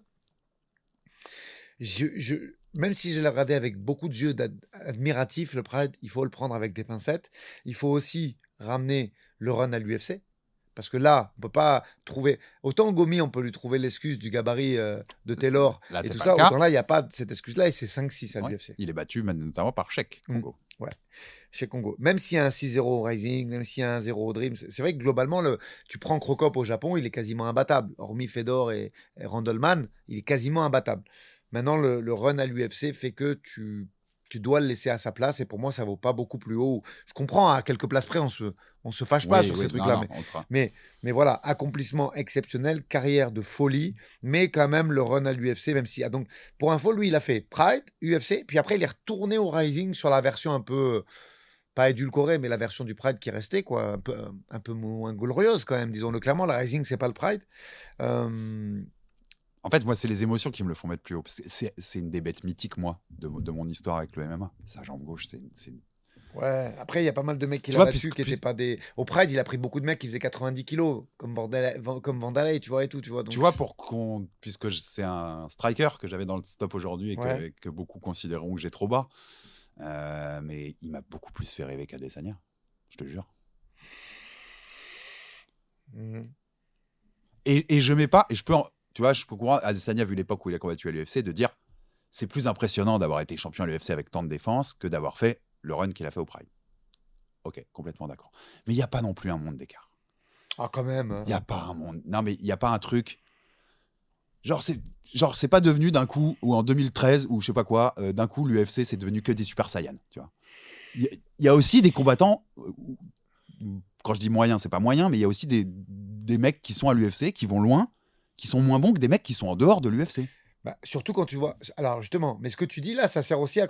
Attention, parce que c'est ce que Ça, tu es c'est en train de me dire, c'est une arme à double tranchant. Je m'explique. Les victoires de Crocop à l'UFC, il y a quand même Mustafa Al-Turk qui avait à l'époque, je crois que quand il prend Crocop, il est à 6-4, quoi, tu vois. Il y avait ça aussi dans les victoires. C'est pas à l'UFC, il fait un 5-5 avec en prenant le top du Ouais, le top top de du la top. crème, tu vois. Ah, Il y a ça joue dans l'autre côté. victoire contre Al-Turk qui met KO au round 1, défaite contre Dos Santos, donc la défaite arrive très vite dans le run UFC en plus, tu vois. Deuxième combat. La hype, elle s'arrête. Après, il y a victoire contre. Je te donne le nom, je suis sûr que tu n'es même pas capable de me dire qui c'est. Anthony Perroche. C'est un nom d'oiseau. Tu vois. Pat Berry, qu'on connaît bien. C'est un nom d'oiseau. C'est un nom d'oiseau. Pat Berry, qu'on connaît bien parce que c'est le coach et mari de Rose Namajunas qui l'a fait et que c'est aussi le combat mythique contre Cheikh Congo. Défaite contre Frank Mir, défaite contre Brendan Schaub et défaite contre Roy Nelson. Voilà le run UFC Alex. Donc pour ces raisons-là, tu peux pas me dire oui mais. Ok, derrière, il y a un très très beau, il y a un petit passage au Kawan, il retourne au Kawan après l'UFC. Arrête de penser à un nom d'oiseau. Il y a un petit retour au Kawan intéressant derrière, où il fait pas des trucs. Et pareil, tu vois, tu te rappelles de Alexei Olenik, même si c'était le roi de la clé de nuque, d'ailleurs c'est ce qu'il lui a fait. Neck Crank, il perd contre Olenik, il perd contre Rémi Bonjaski de 2014. Donc il y a quand même beaucoup de. Après, il retourne à l'UFC derrière contre Gabriel Gonzaga. Oui, non, mais il commence aussi quand même à être sur la route de secours, là, Crocop. Je suis d'accord. Tu le fous, le Crocop de 2003, 2004, 2005, 2006. Tu me le fous à l'UFC avec les mecs de l'UFC de cette époque-là. Qui n'est pas KO? Non, mais oui, peut-être qu'il est arrivé tard aussi. Non, mais ça s'entend ce que tu dis. Qui n'est Mais pas voilà, KO? moi, tout ça pour expliquer que pour moi, c'est sa place. Parce qu'arriver au top 30, ça devient chaud. C'est des mecs qui ont soit vendu les premiers pay-per-view, soit incarné fait des carrières de fou. Et là, tu peux pas. Ouais, non, mais il y a vraiment deux mecs où tu vas hurler que j'ai Crocop devant. Mais il y a beaucoup de subjectifs qui rentrent en jeu. Je le rappelle, c'est nous. Je te redonne la main. Alors, attends que je reprenne mes petites fiches. Numéro 35, Ken Velasquez. Non, moi, ça, là, je hurle pas du tout. Non, c'est pas encore celui-là. Alors, je hurle pas du tout. Et en plus, il est dans mon top. Un peu plus haut. Aujourd'hui. Ah, très bien. Ken Donc Velasquez, là, numéro 35. non, mais rien à dire. Non, c'est pas celui-là où tu vas crier. Là, on peut pas. Kane. Bah alors, j'en parle vite fait, mais de toute façon, tu reparleras, machin. 14 victoires, 3 défaites, entre 2006 et février 2019. 2 fois champion des poids lourds. Il n'y a que dans le deuxième règne où il fait deux défenses victorieuses. Ça débute très vite à l'UFC, troisième combat. Il y a les victoires dans ce run pour monter vers le titre. Tu as du Cheikh Congo, notamment. Tiens, un petit clin d'œil à lui. Il y a Big Nog aussi. On en a parlé tout à l'heure de cette victoire. Et il prend le titre contre Brock Lesnar. On est en octobre 2010, UFC 121. Brock Lesnar, c'était pas le combattant le plus complet. Et on rappelle toujours, quand on en parle, Aldric, que déjà, c'est une lutte de très haut niveau, universitaire, champion universitaire de D1. Il aimait pas du tout prendre les coups, et dès qu'il prenait les coups, ça s'écroulait un peu. Mais c'est une bête physique incroyable, Brock Lesnar, et c'est une superstar. Quand Kane bat Brock Lesnar, c'est une méga star, Brock. Derrière, tu vas avoir la trilogie contre Junior Dos Santos, bien sûr, puisque la première défense, c'est contre Junior Dos Santos et il perd ce titre, mais il va le regagner contre lui, puis avoir la trilogie. La première défense, pour vous rendre compte, en fait, aussi du côté star de Cain Velasquez. La première défense contre Junior Dos Santos, c'est le premier événement UFC on Fox en 2011. Ce sera ce jour-là, Aldric. Ça a duré 1 heure, parce qu'ils n'ont pas mis tous les combats, c'est juste 1 heure le broadcast de Fox. C'est l'heure la plus regardée de l'histoire du MMA aux États-Unis à ce moment-là. 5,7 millions de moyenne. Dans le main event, donc dans le Velasquez Dos Santos, il y a un pic à près de 9 millions de téléspectateurs, ce qui pour du MMA à l'époque est énorme. Vraiment énorme. On est en 2000, début 2011. Si tu veux, on en parle maintenant, même si après, moi, je le redirai dans mon top. Mais et l'UFC, donc, l'a choisi lui. A choisi lui qui était champion pour sa défense pour cette première sur Fox. C'est une méga star après avoir battu Brock. Bien sûr, c'est une méga star et même le run est fou. Même si derrière il y a une petite défaite contre Dos Santos qui vient entacher ce run, il est fou le run, Alex. T'imagines que pour arriver à ce statut de star, alors Brad Morris, pas très très très connu, même s'il finit sa carrière à 10-2. Hein. Attention, c'était solide. 10-6, pardon. Brad Morris, c'est à l'époque où il affronte, il a 10-2. Jack O'Brien, qui était membre de l'équipe de lutte, il était remplaçant, mais membre de l'équipe de lutte américaine. Et c'était l'un des premiers lutteurs all-américains, c'est-à-dire les mecs universitaires qui passaient à la lutte. Chaud. Jack O'Brien. Il bat Ben Roswell. Il bat Antonio Rodrigo Nogueira. Ouais, donc Big Nog. Le run est fou. Il fout. Et le KO contre Big Nog, puis le KO contre Lesnar, c'est des KO de fou furieux. Hein, Rondin, les deux. Hein. Ouais, c'est fou furieux. La plupart des mecs, à part Check, ils finissent tout le monde. Il faut c'est important quand même de parler et de mettre en avant nos Français, même si on me le reproche souvent. Check, c'est le seul qui fait une décision avec. Là, tu regardes le run. Alors que c'est le Kane Prime. Enfin, c'est le Kane. Là, c'est le Kane destructeur. C'est le dernier boss du. C'est le dernier boss du jeu à cette époque. Hein. C'est le seul qui fait une décision. Tueur à gage, il finit tout le monde en carrière. D'ailleurs, je crois que sa première et seule décision sur ce run-là, c'est check. Donc c'est vrai qu'il y a, pour que la légende soit vraiment, s'il n'y a pas la défaite de Dos Santos. D'ailleurs, qui venge, même pas un an plus tard, jour pour jour, parce que c'est. Si, 13 mois plus tard, il l'avance. C'est 2012, fin décembre. 13 mois. Décembre 2012. Là, je t'ai noté les stats parce qu'il faut se souvenir, je pense que tu te souviens de ce deuxième combat. Il lui met un 50-43. Ouais. Il y a 2-18. Il y a un 50-43. C'est le premier combattant de l'histoire de l'UFC dans ce combat-là à faire plus de 100 coups significatifs mis à l'adversaire et plus de 10 takedowns, puisqu'il en a fait 111 et 11 dans le même combat. Et en plus, on peut presque c'est quoi dire, cette machine? Parce que quand tu gagnes une revanche, tu dis que tu as effacé ta défaite. Mais quand tu gagnes aussi la belle, c'est définitif. Tu vois. Donc là, il a vraiment. La trilogie, elle est pour lui. Ouais, il a vraiment. On peut dire que c'était un accident. Parce que vraiment derrière. Mais c'est un peu ça qui lui a coûté. Et puis c'est les blessures. Tu vois, il se blesse beaucoup, ce qui entache son run. Il finit qu'à 3 défaites. Voilà. Mais 3 défaites. Dont une contre Francis, d'ailleurs. Mais la dernière, d'ailleurs. En fait, ces grosses blessures là de cette époque-là, notamment 2013, la grande blessure qui fait que Verdum, la défense où il perd son titre à Mexico, où il se prépare mal en y allant trop tard en altitude, c'est 1 an et demi plus tard, je crois. Il prend la guillotine un truc comme en 2015. Alors que le combat d'avant, c'est 2013 décembre. C'est ça. Et donc tu vois, tu as cette grande gap. Octobre 2013. En fait, son corps, il a trop subi un moment. Et je sais pas si c'est pas d'ailleurs la faute à Mendes et à Lakaye, tu vois, qui poussaient les mecs. On sait que ça poussait les mecs à l'époque. Ouais, ça poussait les mecs.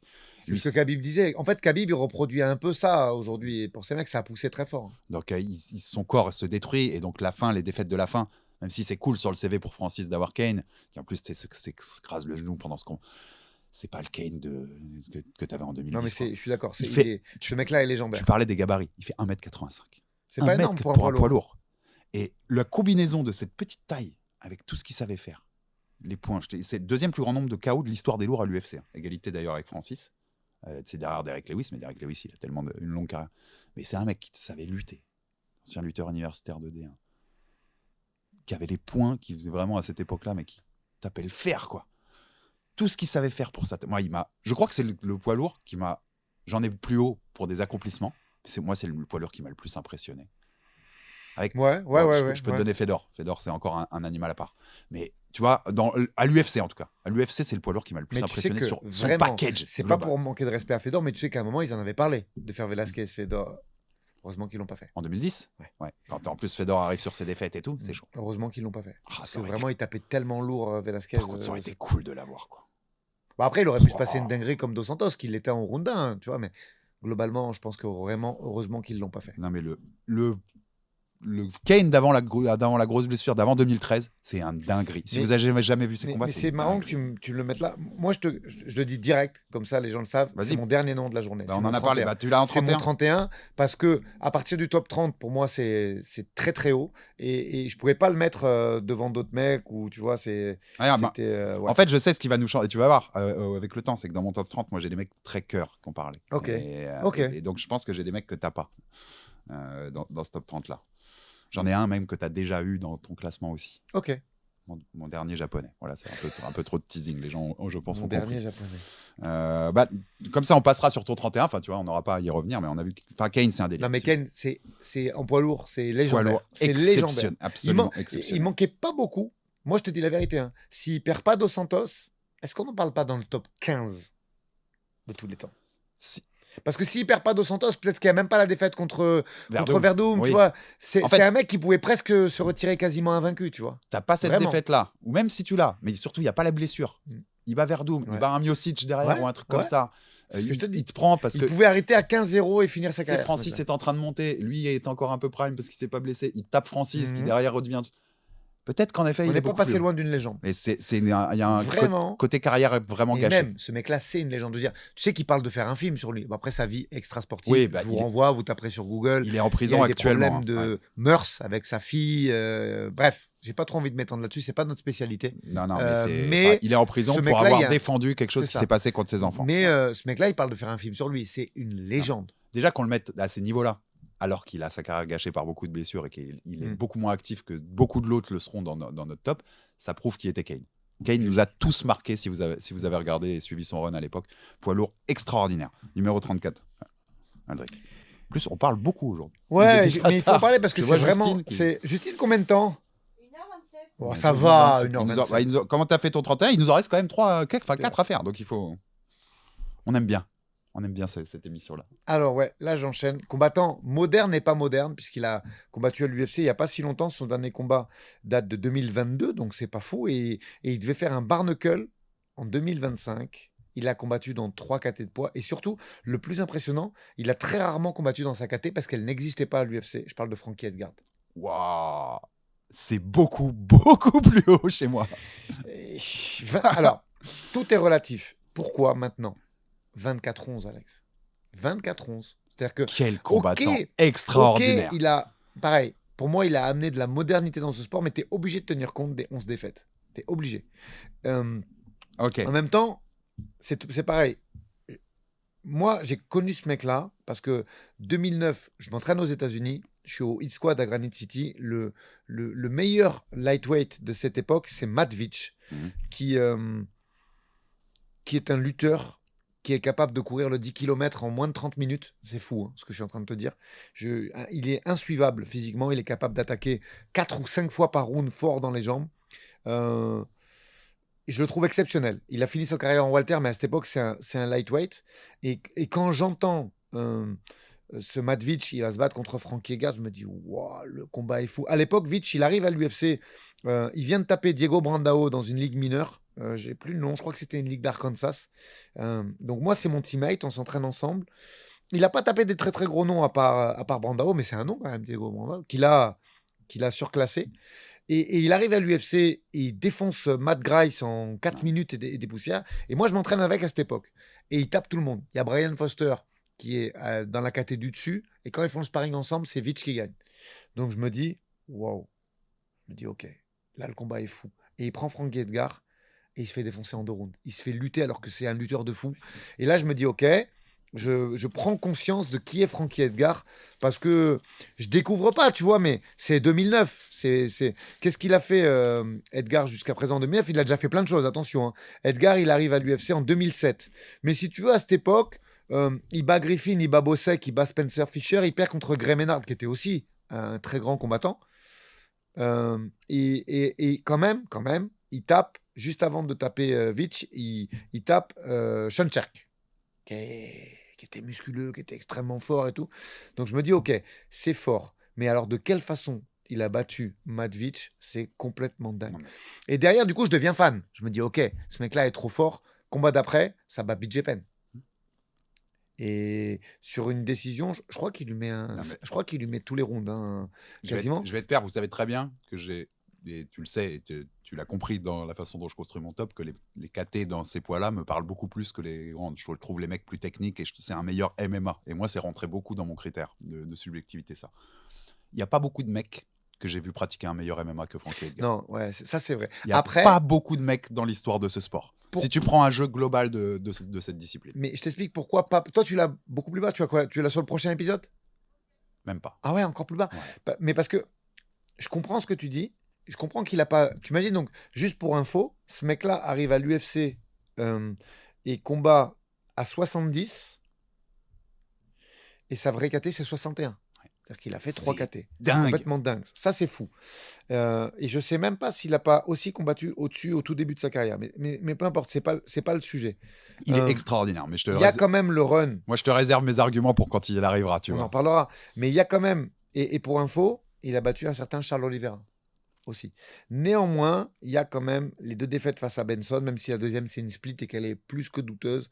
Les défaites contre Aldo, défaites contre Ortega, la fin du run de l'UFC, même si Holloway c'est pas du tout contraignant, mais il y a Sang Chung Jun, je crois, qui s'appelait, ouais, c'est ça, qui le bat aussi. Seul contre Aldo, moi, ça me va. Enfin, tu vois, ça. Gutiérrez, Vu le niveau d'Aldo de Vera, l'époque. Sandagun aussi, ça perd à la fin. Ah, mais c'est vraiment. Là, moi, c'est aussi, tu vois, mes goûts personnels qui parlent. C'est ça. Mais avec un 24-11, pour moi, c'est compliqué d'être beaucoup, tu vois, beaucoup plus haut. Mais ça se débat, hein. Il y avait, mais voilà, Frankie Edgar. Et surtout, il a inventé un style. C'est-à-dire que c'est vraiment le premier mec à avoir été très, très complet, à être aussi fort debout qu'en lutte et au sol, et à inventer. Alors lui, il en était carrément à inventer des setups de striking pour lutter. C'est exceptionnel. Il est extra. C'est vraiment un des meilleurs. Je te dis, un des meilleurs MMA que j'ai vu de ma vie, c'est Frankie Edgar. Et donc, moi, pour ça, je le mettrais plus haut. Tu vois qu'il y a certains de mes choix qui sont très comme ça et qui iront pas dans le top de tout le monde, mais qui me vont très bien dans le mien. Alors ton 33, je c'est fais qui? mon classement. Attends, Non, ton 34, pardon. T'étais en Autant pour moi. 34. On était en Ouais, 34. 34. J'étais- Non, t'inquiète. On était en 34 et en 34, c'est Andy Couture. Tu le mets tôt quand même, hein. Tu l'as beaucoup plus haut. Non. La carrière est folle. Hein. La carrière est folle, donc c'est 19. Mais tu vois, c'est 19-11 par exemple, puisque tu as l'argument c'est que 19-11. Bon, ça commence à l'UFC une nouvelle fois. C'est comme Ortiz, ça. Et il commence sur le même événement d'ailleurs. C'est marrant, pour 2 des plus grandes stars, c'est l'UFC 13. Et lui, il gagne le tournoi. Il gagne ce tournoi heavyweight, puis t'enchaînes Vitor Belfort, Maurice Smith pour prendre la ceinture poids lourd. Ouais. Qu'il abandonne parce qu'après il quitte l'UFC pour aller au Mais Japon. tu sais que pour info, Problème contractuel. alors, je te dis un truc. J'allais le mettre, moi, sur cette semaine. Et je l'ai pas mis. Donc t'es pas très loin. Non. Plus. Alors, mais vraiment pas du tout très loin. Pourquoi je l'ai pas mis? Quand j'ai croisé, même si Frankie Edgar, il est 20e Fight Matrix, tu vois. Mais Frankie Edgar, pour moi, il n'a pas été rayonnant en tant que champion. Tu vois, il est quand même top 20 Fight Matrix. Ouais. En fait, il y a beaucoup de victoires qui sont contre des mecs forts. Quoi. Mais en fait, tu veux, Frankie Edgar, le problème, et on arrête là-dessus, on parle de couture, c'est juste que pour moi, dans ces catégories, à ce niveau-là, pour être top 20 ou top 25, il faut avoir eu un vrai run. Tu vois, et malheureusement, et je suis persuadé que c'est une question de KT, hein, c'est pas du tout une question de niveau. Hein. Edgar l'a pas eu parce que ça a été gâché par le fait que sa KT n'existait pas à l'époque à l'UFC. En fait, c'est là où on a des distinguos aussi sur la façon dont on le fait. C'est-à-dire que elle n'existe pas. C'est-à-dire que les noms des KT de couture à cette époque-là sont beaucoup plus connus et c'est des trucs que le public regarde beaucoup plus. Les mecs qu'a affronté Edgar en termes de niveau de MMA, c'est au-dessus que ce qu'a affronté Couture. Et pour info, tu sais quoi? C'est rigolo qu'on parle de ça, mais le classement Fight Matrix, Edgar a presque 11 000 points et 20e, et Couture a presque 11 000 points aussi et 21e. Et 21e voilà, comme ça, tu le sais. Voilà. Pour les maths, ça les réunit un peu. Non, mais c'est vrai, Couture, c'est quand même assez fou, puisque, je vais vous dire, il repart au Japon pour avoir ce titre. Pendant son run au Japon, il revient prendre le titre heavyweight contre Randleman. Comme ça, au passage. Il le défend 2 fois contre Pedro Rizzo, dont vous avez déjà entendu parler. Tu le perds contre Josh Barnett. On revient sur plein des noms, tu vois, de notre top 50, c'est cool. Tu passes en light heavyweight, où tu prends le titre intérimaire contre Chuck Liddell en 2003. Puis tu unifies contre Tito, tu prends la vraie ceinture contre Tito Ortiz la même année. Pareil. Alors Liddell, c'est pas encore le Liddell 2005-6 qui fracasse tout le monde, mais Liddell, Ortiz la même année. Ça se mentionnait dans les belles années. Couture 2003, quand même. Tu le perds contre Vitor Belfort, tu le reprends contre Vitor Belfort, tu la repères contre Liddell, qui te rebat aussi en 2006 pour le même titre. Tu reviens en poids lourd, tu prends le titre contre Tim Sylvia, recoucou Tim Sylvia, puis tu le défends contre Gonzaga et tu le perds contre Brock Lesnar. et ensuite tu perds contre Big Nog. Donc c'est très quand même. Mais pour info, quand même, on le reverra très tôt sur notre top de la semaine, enfin du mois bien. prochain. T'as compris. Je On n'est pas loin. Là, vraiment, je peux rien dire. Là, en gros, même sans spoiler, à 2 places près, on est pareil. Je te laisse des arguments à donner alors à ce moment-là, dans un mois, mais il bat aussi plus tard dans la carrière, Mark Coleman, il bat James Toney, ça c'est pour moi. Ouais, mais tu vois, les ça a fans été de pareil. boxe. Pour moi, pourquoi on est sur une légende là? Parce que on est sur le top 30 parce que il y a eu ceinture de l'UFC, il y a eu. Non, mais il y a 5 ceintures de l'UFC. C'est ça. C'est le champion et plus une intérimaire. Le mec a 6 règnes. Enfin, 6 fois, il a pris des ceintures. Le premier différentes. crossover avec la boxe, c'est lui. James Toney, donc je Oui, vais parler. Oui, mais une fessée, c'est le cas de le dire. Très belle fessée. Et voilà, pour moi, il est légendaire ce mec-là. Et c'est le premier champion dans plusieurs KT de l'histoire de l'UFC. C'est ça, 93 et poids le lourd. truc qu'on refait beaucoup. Le seul qui a repris, le seul de l'histoire de tous les multi-champs qui a repris dans les 2 catégories, qui a repris le titre après l'avoir perdu. Qui est quand même assez fou en soi. Deuxième plus grand nombre de combats pour le titre de l'histoire de l'UFC. Tu l'as un peu saqué quand même. 15 égalité avec JSP. Dans ce cas-là, si t'es pas loin, on l'a un peu saqué tous les deux. Le plus de règnes de champion de l'UFC, donc 5 ou 6 si tu comptes l'intérimaire. 5 réels. Plus de combats pour le titre heavyweight, 9 comme Team Sylvia. Plus vieux champion de l'histoire de l'UFC, il l'a été jusqu'à 45 ans et 4 mois. Il avait pris le titre à 43 ans, il l'avait défendu à 44 ans. Donc il y a beaucoup de points qui pourraient le faire mettre même beaucoup plus haut en vrai. Donc, même pourquoi tu l'as saqué plus même que top moi 20. C'est trop. Il n'y a pas de règne où tu défends. Ok. Tu perds, tu prends ton titre, tu repères ton titre, tu machin. Il n'y a pas de règne où tu. C'est trop inconstant. Mais c'est fou. En stats, en termes de stats, c'est une figure tutélaire de l'UFC. Mais t'as vu, il est pas assez mis en avant par l'UFC parce qu'il les a quittés à un moment. Il est allé sur les autres programmes, des programmes concurrents et tout ça. Mais ouais, on devrait plus entendre parler de lui parce que c'est quand même une légende de ce sport. Tu vois, c'est un peu pareil que je disais comme Ortiz. C'était impossible. Il était dans les noms que j'ai mis tout de suite, qui étaient obligés d'être dans le top 50. Et en fait, un peu comme Ortiz, plus je faisais le classement, avec mes critères subjectifs à moi, que vous verrez dans les prochaines semaines, les prochains mois aussi, plus il reculait. D'accord. Malgré ses accomplissements qui sont dingues, mais c'est quand même une autre époque. Pourquoi t'es 5 fois champion à l'UFC? Parce qu'il n'y a quand même pas beaucoup de mecs en fait. Et que ça tourne entre les mêmes mecs. Évidemment, ils ont un roster qui est beaucoup moins. Je pense qu'à cette époque-là, il fait moins de 200. Déjà, moins il serait sans doute pas monté en lourd, tu vois, parce qu'avec une autre génération. Et puis, tu fais pas autant de title shots, donc t'as pas autant de chance. Enfin, juste. L'époque fait le truc. 33, Aldric. Robbie Lawler. Oh oui, Robbie Lawler, je l'ai plus haut. Voilà. Robbie.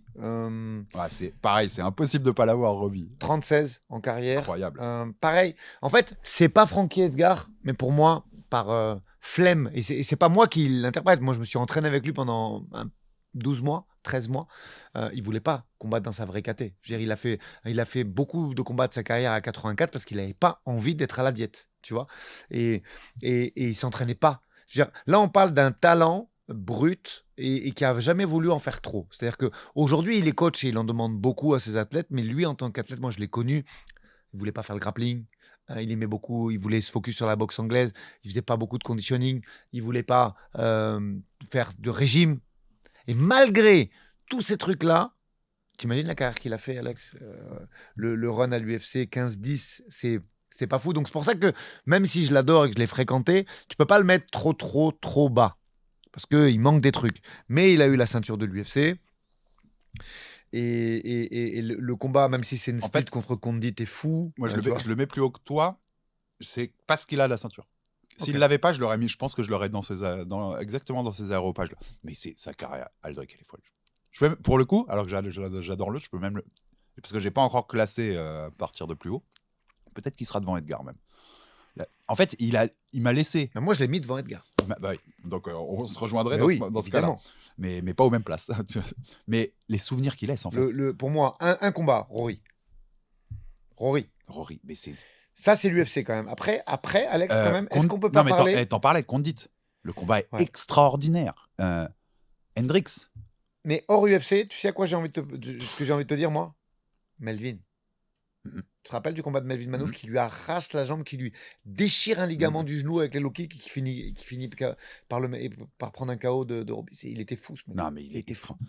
C'est bête, mais son dernier combat, moi j'y suis, à l'UFC 290 là. Mais jusqu'au bout, il a fait kiffer la salle ce soir-là. On a tellement adoré que Robbie mette un dernier KO, tu vois, un round 1 bien violent. KO qui ressemble beaucoup d'ailleurs dans le setup et dans la façon de le faire à celui de BSD sur Dariush. Ouais, c'est vrai. Et enfin, C'est un mec extraordinaire. Je t'en reparlerai plus haut, mais c'est un mec. Lawler, t'es obligé de l'avoir. Si t'aimes le MMA, c'est trop de souvenirs. Après, je te dis, vraiment, je trouve un peu gâché la partie de sa carrière où il arrive tard à l'UFC et en plus, je te dis, vraiment, c'est un mec qui s'entraînait. Moi, c'est un exemple au niveau de la carrière et c'est un exemple qu'il ne faut pas faire, que je prends beaucoup avec mes gars parce que je l'ai vu faire et il s'entraînait que quand il avait un combat. Tu vois? Il s'entraînait que quand il avait un combat. Et ça, c'est ce qu'il ne faut pas faire parce que t'imagines le niveau de compétence à laquelle il est arrivé en étant flemmard. Je pèse mes mots parce que j'ai un énorme respect pour lui. Et je pense que ce sera un très, très, très grand entraîneur. Donc, il y a même malgré tout ce qu'il a fait, tu as un côté what if même. Mais bien sûr. Ça, ouais. Mais et je pense que ce sera vraiment un grand entraîneur. On a à peu près le même âge. Et franchement, je pense qu'il va exploser en tant qu'entraîneur quand il va vraiment devenir head coach et prendre la dimension complète de tout ça. Ouais, ça va être un très, très, très grand entraîneur. Robbie, c'est le cœur qui parle. Quoi. Enfin, vraiment, c'est le cœur qui parle. Numéro 33 pour moi. Et on commence ma série de double champ à l'UFC. Okay. Il est encore en carrière, même s'il est en pause pour l'instant. Tu sais que j'adore la boxe. Donc moi, ça, c'est mon petit... C'est le petit classement parce que j'aime la boxe. Okay. Ilia Topuria. Ce qu'a réalisé déjà Ilia Topuria. Okay. Qui a pris des ceintures, on rappelle, dans 2 KT, moins de 66, moins de 70. Surtout qui a mis KO pour la première fois Max Holloway, qui a fini le règne de Volkanovski en 66, même si je sais que Volkanovski avait déjà été mis KO par Islam Makhachev. En fait, on sait son niveau de grappling aussi, son début de carrière où il fait beaucoup de soumissions, Aldric, qu'on a moins vu à l'UFC. Ouais, mais en fait, ce qui est intéressant avec Ilia, c'est qu'il commence grappleur et qu'il finit striker dans ces cas. En fait, est loin d'être fini. Voilà, dans ce côté, en fait, aimer un mec qui fait du MMA global, déjà, je pense que j'ai rarement vu un boxeur aussi fin que lui à l'UFC, en termes de boxe anglaise, et comme j'adore ça, forcément, ça gagne beaucoup de points. Et je pense pas qu'à Max, ou ce qu'il fait à Volk, ou ce qu'il fait à Charles Oliveira, revoyez Josh Emmett. Revoyez tous les rounds de Josh Emmett. C'est ridicule. Même. Pour info, c'est intéressant ce que tu dis. Parce que lui, je l'ai plus haut. Ok, tu l'as plus haut. Je l'ai plus haut. Ah mais en fait, je me demandais si tu l'avais mis comme il était en carrière. Je l'ai plus haut parce que quand même, c'est double champ, t'es obligé de prendre en considération ça. Surtout que lui, il le fait dans l'ère moderne. Je veux pas rabaisser la old school era, tu vois, mais... et il bat des légendes. T'as compris. Oui. Donc tu peux pas ne pas le mettre. Mais sache que quand même, on l'a mis tous les deux et il est pas dans le top 35 Fight Matrix. Okay. Parce qu'il a peut-être pas suffisamment de points encore. Je sais pas combien il avait de points. Pour être dans le, dans le 35 all-time Fight Matrix, il faut 8300 points. Moi, il me reste, tu vas voir, je préfère aux 2 mecs que j'ai avant, là, pour finir aujourd'hui. Ouais. Je le préfère en tant que combattant. Plus complet, j'adore beaucoup plus Ilia que les 2 autres devant. Mais les accomplissements qu'ont les 2 gars, en fait, pour l'instant, il a pas assez, tu vois, défendu et tout. Il a pas une seule défense de titre, Ilia. C'est ça qui me gêne un peu, entre guillemets. Mais il me fait une fin de carrière. Il continue de faire quelques défenses lightweight, tu vois, machin. Il peut aller beaucoup plus haut. Il peut aller beaucoup plus haut. Je suis entièrement d'accord avec toi. Pour info, il y a... Je parle en janvier 2026, quoi. Putain, j'ai pas les points, Alex, là. Je me suis mis sur Fight Matrix. J'ai vraiment hésité à le mettre devant les 2 d'avant parce que je les aime beaucoup moins en tant que combattant. Et tu vas voir pourquoi. Ah, j'ai pas les points, c'est dommage. Je vous les donnerai tout à l'heure si je l'ai, mais je pense qu'il doit pas être très loin d'être classé dans le top 30. Mais là, je les ai pas, ces points. Je suis désolé. En tout cas, tu vois, on l'a tous les 2. Ouais. Tu l'as pas énormément plus haut? Non, le prochain. Ouais. Je dis la semaine prochaine, mais non, c'est pas la semaine prochaine, mais vous avez compris. Ah, c'est bon, je l'ai. Ah non, il est encore loin. Avec son 17-0, il est quand même loin en termes de points Fight Matrix des autres. Il a 3000 points. Fight Matrix. Donc, quand tu vois. Pourtant, tu as en plus des victoires qui vieillissent bien, Youssef Zalal et tout. Mais quand tu vois qu'il faut 8000, alors il est pas très très loin, mais il est loin quand même. Non, mais c'est vrai que tu dis des faits qui vieillissent bien, mais quand même, à part les 3 derniers légendes, où tu peux te dire quand même qu'ils sont plus sur la fin que sur le début. Il n'y a pas un run fou furieux pour l'instant. Il n'y a pas des victoires contre des noms. C'est pour ça que je le dis tout de suite, il ne sera pas dans mon top 10. Hein. Pas du tout, dans mon top 15. Mais il mérite d'être là. Il est sur la prochaine émission. Ouais, il mérite d'être là pour, tu vois, parce que... Et puis moi, perso, vraiment, sa boxe, elle est... Thierry, ne matez pas ses KO spécialement. Allez mater Josh Emmett. Ce qu'il lui fait en termes de démonstration de boxe, de démonstration de je te touche et toi tu veux pas me toucher, c'est extraordinaire. Ilia Topuria, 33e, numéro 32, Aldric. Et t'as vu, je peux enfin manger, comme on en a mis longtemps à faire cette émission, je peux enfin manger. Et je dis merci à Yam qui nous fournit ces petites barres, notre partenaire maintenant. Alors, moderne, on est sur un moderne, Alex. Tu vas être content. Mon numéro 32, Dustin Poirier. Dustin Poirier, alors, Je savais pas trop où le mettre, parce qu'on est sur un nouveau retraité. Je l'ai un peu plus haut. Tu l'as plus haut, toi? Mais là, ça veut dire que tu as des mecs plus hauts que Dustin qui vont me faire crier. Les prochaines semaines, je vais crier, Aldric Cassata, je te préviens. Les prochains mois. Alors, on revient sur un petit peu ma logique, Alex. On est sur un 30-10 en carrière. On est sur un 30-10 en carrière. Pourtant, on est quand même haut, là, on est quoi? La 32e place, hein, si je dis pas de bêtises. Donc, on est sur un 30-10 en carrière. Un mec qui a jamais eu la vraie ceinture de l'UFC. Non. Malgré tout. Je dis pas ça pour le... Attends, c'est beau d'être dans quand même 32e de tous les temps, alors que tu viens à peine d'arrêter et que tu n'as jamais été full champ.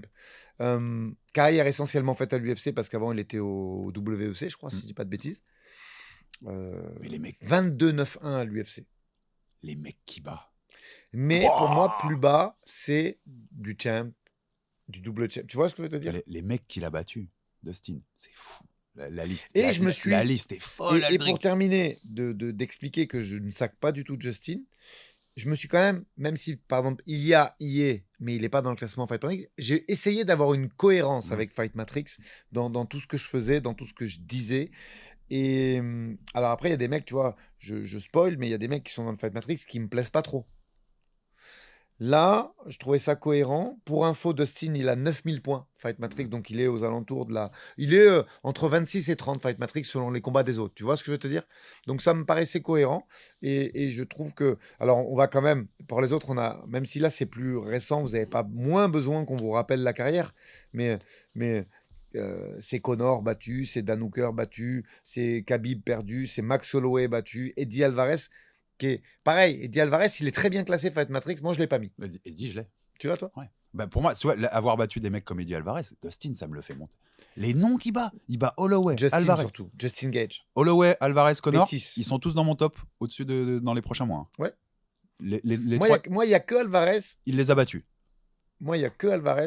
Je sais pas. Le 38 me plaît, puisque tu me parles de lui. Tu l'as dans ton top de cette semaine ou pas? On n'en parle pas d'Alvarez ou plus tard? Non, ça viendra dans pas longtemps, mais ça vient pas cette semaine. Le 38 me plaît, mais Alex, je sais pas. J'avais un problème, moi, avec Alvarez. C'est la qualité des victoires de Dustin. Non, mais fou. Oui, la mais... liste, c'est un wouzou. Alors, t'as pas été champion, ouais, mais t'as un run de victoires qui est plus beau qu'un paquet de champions. Tu préfères la carrière de Dustin Poirier ou de Tyron Woodley? Ouais, mais Tyron, il a été champion. Tu vois ce que je veux dire? J'aime pas du tout, hein, Tyron. Tu sais pourquoi je prends Tyron? L'accomplissement. Et en plus, ce Tyron, il a fini mal, il va en anglais. Et ça se trouve, Dustin me dirait, je préférais avoir la ceinture qu'avoir battu ces mecs-là. Si ça se trouve. Et c'est son avis, et si c'est ça, je le respecte. Tyron Woodley, pour info, il est 28e Fight Matrix. Lui, il les a les 9000. Moi, en tant qu'amoureux du combat, je suis obligé de préférer la carrière de Dustin à celle de Tyron Woodley. 100 fois. Tu l'as, Woodley? Waouh! Très, très, très, très près de... Là, tu viens en fait, allez, de toute façon, on y va. Il est juste après. Okay. Là, maintenant. Il est juste après. Parce que... Je l'ai mis devant parce que il a la... En termes de Fight Matrix, Alex, ils ont 200 points d'écart. Hein. C'est rien, hein, c'est cote-cote. Mais moi, j'ai bonifié la ceinture. Je l'ai même pas top 50. On a dit que c'était personnel. Ouais, bah oui. Non, c'est marrant. Moi, j'ai accordé quand même de l'importance au Fight Matrix. Tu sais que je l'ai toujours dit, donc, je le cache tu pas. l'as 31? Parce que 31, tu m'as dit que c'était Ken. 30. Ah, ok, donc ce sera le petit spoiler pour le mois prochain. C'est pas grave. En même temps, ça donnera de la cohérence sur les vidéos. Exactement. C'est petit spoiler pour le mois prochain. Ok, donc Dustin, pareil, on en reparlera quand il tombera pour moi. Mais oui, c'est vrai qu'on fait 41. Non, on fait 40-31. Le run de victoire est fou. Enfin, les noms qu'il a sur son palmarès, ce gars. Ceinture, de toute façon, là c'est un peu le combattant et l'entraîneur de combattant qui parle. Mais si tu dois choisir une carrière, peu importe les victoires, tu veux la vraie ceinture de l'UFC ou l'intérimaire? Ah, peu importe les victoires, je veux la vraie. Voilà. Tyron, il l'a. Mais les victoires qu'il a. Tyron, il l'a, et en plus, le combat de la ceinture de Tyron est fou. C'est justement Robbie. Tu peux pas ne pas mettre Tyron. Et puis, parce qu'il fait ça à un Robbie qui est pas prime, mais il fait ça à un Robbie qui est fort quand même. Et puis, tu vois. Tu vas quand même pour Dustin, mais tu tombes. C'est pas de chance de quand même tomber quand tu tombes dans l'air de Rabib. Je sais. Que derrière, c'est Islam. Non, alors, je suis d'accord. Là où il se rate pour moi beaucoup, c'est Charles. Il doit prendre la ceinture contre Charles. Parce que ça change sa legacy à Poirier. Mais Khabib, tu vois, les mecs. Mais oui. C'est comme, tu sais, beaucoup me disent Aldo, il a pas battu beaucoup de champions. Bah, vous savez pourquoi? Parce qu'il a régné 10 ans et que c'était impossible de battre José Aldo pendant 10 ans, en fait. Non, mais ça, c'est... Donc, des fois, quand tu tombes dans l'air d'un mec ou les light heavyweight qui ont été dans l'air de John Jones, merci, hein, bon courage pour être champion, tu vois. Non, mais c'est vrai. C'est cool. Numéro 32. Allez, on en fait hurler 2-3. Alex Pereira. Non, mais en fait, tu sais que tu m'as spoilé un hurlement, mais en fait. Non, mais en fait, tu l'as dans ton top. Ouais. Comment tu peux mettre Alex Pereira devant Dustin ou Frankie Edgar en termes de combattants MMA? Non, mais Alex. Mais il a battu. Mais non. Mais il bat là, personne. Là, il me fait hurler. Là, c'est ton raisonnement qui me fait hurler. À part Adesanya, il bat personne. Mais il est 24e Fight Matrix et il a pris 2 ceintures à l'UFC dans 2 catégories différentes, Alex. Mais Alex. le combattant, c'est un kickboxer. Mais comment? Non, mais là, on parle d'accomplissement. C'est même toi, il me semble que tu l'as mis en premier argument, l'accomplissement. Non, subjectif et ensuite les accomplissements. Accomplissement. Tu me parles on parle d'un mec regarde, je vais te qui est en donner- train de... Attends, je finis parce que là, tu me fais crier. Là, je vais faire mon Jean-Pierre Coff, tu me fais crier. On parle d'un mec sur lequel l'UFC se repose pour vendre du broadcast. On parle d'un mec qui est le visage de l'UFC en ce moment. On parle d'un mec qui a fait, dans la nouvelle ère, qui a pris une double ceinture. Il y a des... Dans la nouvelle. Dans les Et stats, tu me compares ça, et Dieu sait que j'adore Dustin Poirier. Tout son côté associatif pour les gosses. Le mec, c'est un bijou, Dustin. C'est un humain fabuleux, à part la sauce piquante, parce que moi, j'aime pas spécialement ça. je l'ai goûté, je l'aime Ah, pas. bah, non tu l'as plus. goûté en Ouais. plus, toi? On l'avait reçu Mais- à l'époque à RMC. Ok, mais si tu veux, il a pas pris la vraie ceinture, Alex. Tu Non, es en mais- train de me comparer à un mec qui a pris 2 ceintures dans 2 Ouais, catégories différentes à un mec qui a pas pris la vraie. Complètement, parce que C'est c'est... Justine, calme-le.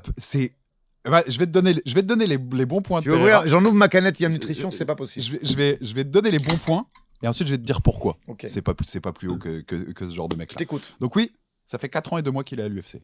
On est d'accord. Il a battu 6 anciens champions. Il arrive, il a gagné aussi le Glory, Alex. Adesanya, Strickland. Une nouvelle fois, mon top est un top de MMA. Ce qu'il a fait au Glory, je m'en fiche. Total. Il a battu Adesanya, Strickland, Blachowicz, Jamal Hill, Jiri Prochaska, Ankalaev. Ça, c'est les anciens champions qu'il a battus. Ouais. Ankalaev, c'est parce qu'il lui avait pris, donc c'est un ancien champion techniquement. Ok, c'est le temps le plus court et le moins de combats pour gagner le titre dans 2 KT dans l'histoire. 736 jours, 7 combats à l'UFC. Le temps le plus court entre 3 défenses victorieuses d'un Le même temps le titre. plus court parce qu'il combat tout le temps. en plus. 175 jours. Mais là, je te donne du positif. Ouais. Donc, tu vois, là, pour le Ouais, coup, mais je la te fais façon pas dont tu gueuler. le dis, c'est presque péjoratif. Tu sais, Non. on n'aurait pas dit que c'était un truc. Le moins de combats en carrière pour gagner le titre dans 2 KT à l'UFC, le moins de combats de MMA. Carrière de MMA, pas que à l'UFC, avec 11. Parce que 7 seulement à l'UFC, mais 11 en tout. Le seul champion middleweight, light heavyweight de l'histoire de cette organisation. Deuxième plus grand nombre de KO dans des combats pour le titre, déjà avec 6, c'est Anderson Silva est toujours devant. Deuxième plus petit nombre de combats pour être champion à l'UFC, 8 derrière Brock Lesnar. Et le plus gros pourcentage, ça je l'ai noté en plus, de coups significatifs réussis dans l'histoire de l'UFC quand tu as tenté au moins 1000 coups avec 62%. Mais tu vois, la stat de Brock, elle te dit beaucoup aussi. T'as pas Brock, personne n'a Brock. C'est pas parce que Brock l'a fait en 4 combats qu'on va dire Brock, c'est incroyable, il a une ceinture UFC, il a une meilleure carrière que Dustin Poirier ou quoi Non. que ce soit. Non. C'est manufacturé. Alors, il l'a fait. Hein. Et Pereira, j'adore le voir combattre, c'est marrant, c'est très fun, il envoie des mecs dans l'espace. Mais tout a été fait, t'as l'impression qu'il y a un chemin d'or qui s'est ouvert devant ce gars-là. S'il n'y a pas les 2 victoires contre Adesanya au Glory, mais si sauf- Adesanya un jour dans une interview Mais dit sauf pas, On n'est pas en train de se demander pourquoi il est arrivé là. Il l'a fait. bah si, moi c'est la nuance que je mets, c'est pour ça que je le mets pas plus, je le mets déjà pour un mec qui a 16 combats de MMA, qui fait ça vraiment depuis 2021, 2020, quand il a repris au LFA, je le mets déjà 32e. C'est bien, en vrai, c'est pas mal. Oui. Tu vois, de l'histoire du MMA, t'as des mecs derrière quand même qui ont des sacrés CV. Mais il y a pas... Enfin, c'est quand même un concours de circonstances assez ouf. T'as Adesanya qui, juste dans une interview, dit « Bon, bah, il me manque de mecs, mais il y a un mec qui m'a battu 2 fois au Glory. Tiens, je vais reprendre le MMA. » Donc, t'es accéléré quand même pour faire la ceinture. Jamais personne ne va aussi vite si t'as pas Adesanya. Oui, il y a aussi le contexte. Il arrive dans une KT qui est un peu en manque de nouveaux visages. aussi. Derrière, il bat Adesanya le rebat. Ok, middleweight, il défend pas, c'est normal, il pouvait plus faire 84. Tu montes. Non, je suis désolé. 93, on en a déjà parlé assez, Aldric. Mais il a 2 ceintures. Jamal Hill. Il a 2 ceintures. C'est quoi ces et il va peut-être monter faire une 3e. Blachowicz, c'est Ce très mec est légendaire. Blachowicz, c'est très C'est controversé. très controversé, Blachowicz. Je suis même pas sûr qu'il gagne. D'ailleurs, on pourrait peut-être en parler sur un Jab Culture. Prochaska est très fun, mais ça reste un combattant spécial. Hein. Alex, il va monter faire une 3e ceinture. Eh ben, il regagnera des places. Mais battre Jamal Hill... Dustin, il a 10 victoires de meilleures que Jamal Hill dans sa carrière. Alexandre. 15 peut-être victoires plus meilleures que Jamal Hill. C'est un délire. Même en light heavyweight, c'est juste parce qu'il est devenu une star parce que Easy lui a permis d'aller vite. Donc, KT dévasté après.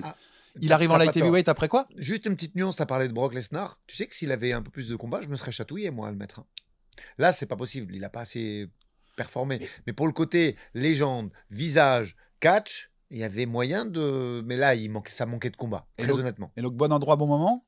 Une fois que tu as battu Easy et que tu montes en light heavyweight, c'est quoi les light heavyweight? Bah, c'est 2 ans après que John Jones il est disparu. C'est pas faux, Et qu'on est dans cette mais période Alex, où tu as nouvelle Jama era, Halil. nouvelle era, double ceinture. Le mec combat tous les trimestres. Il manque un. En plus, il a servi de joker à l'UFC. Il a eu un titre au Glory. Oh. Non, moi, je peux pas le mettre plus haut. Ok. J'ai respect, hein, parce que ce qu'il a fait, c'est incroyable. Et s'il va chercher la 3e ceinture, bah oui, il sera dans un air raréfié. Je suis pas d'accord avec toi. Sache que je ne suis pas d'accord avec toi. Mais c'est très bien qu'on ne soit pas d'accord sur celui-là. Mais Poatan, c'est pas plus haut que ça. Okay. C'est pas plus haut que ça. Ok. Poirier a 10 meilleures victoires que la meilleure victoire de Poatan. Poatan, c'était ton 32e. Hein. Ouais, 32e. Okay. Donc 31, t'as Ken Velasquez. Ouais, on n'en parle pas plus que ça. Non, mais bah non, Kane, légende. On a fait légende absolue. Et donc le dernier nom de la journée. Est-ce qu'on va crier avec Justine, est-ce qu'on va crier? Oui, tu vas crier. On crie, Justine? C'est encore un double champion. Tu vas crier. Là, mon amour des petites KT, elle va vraiment.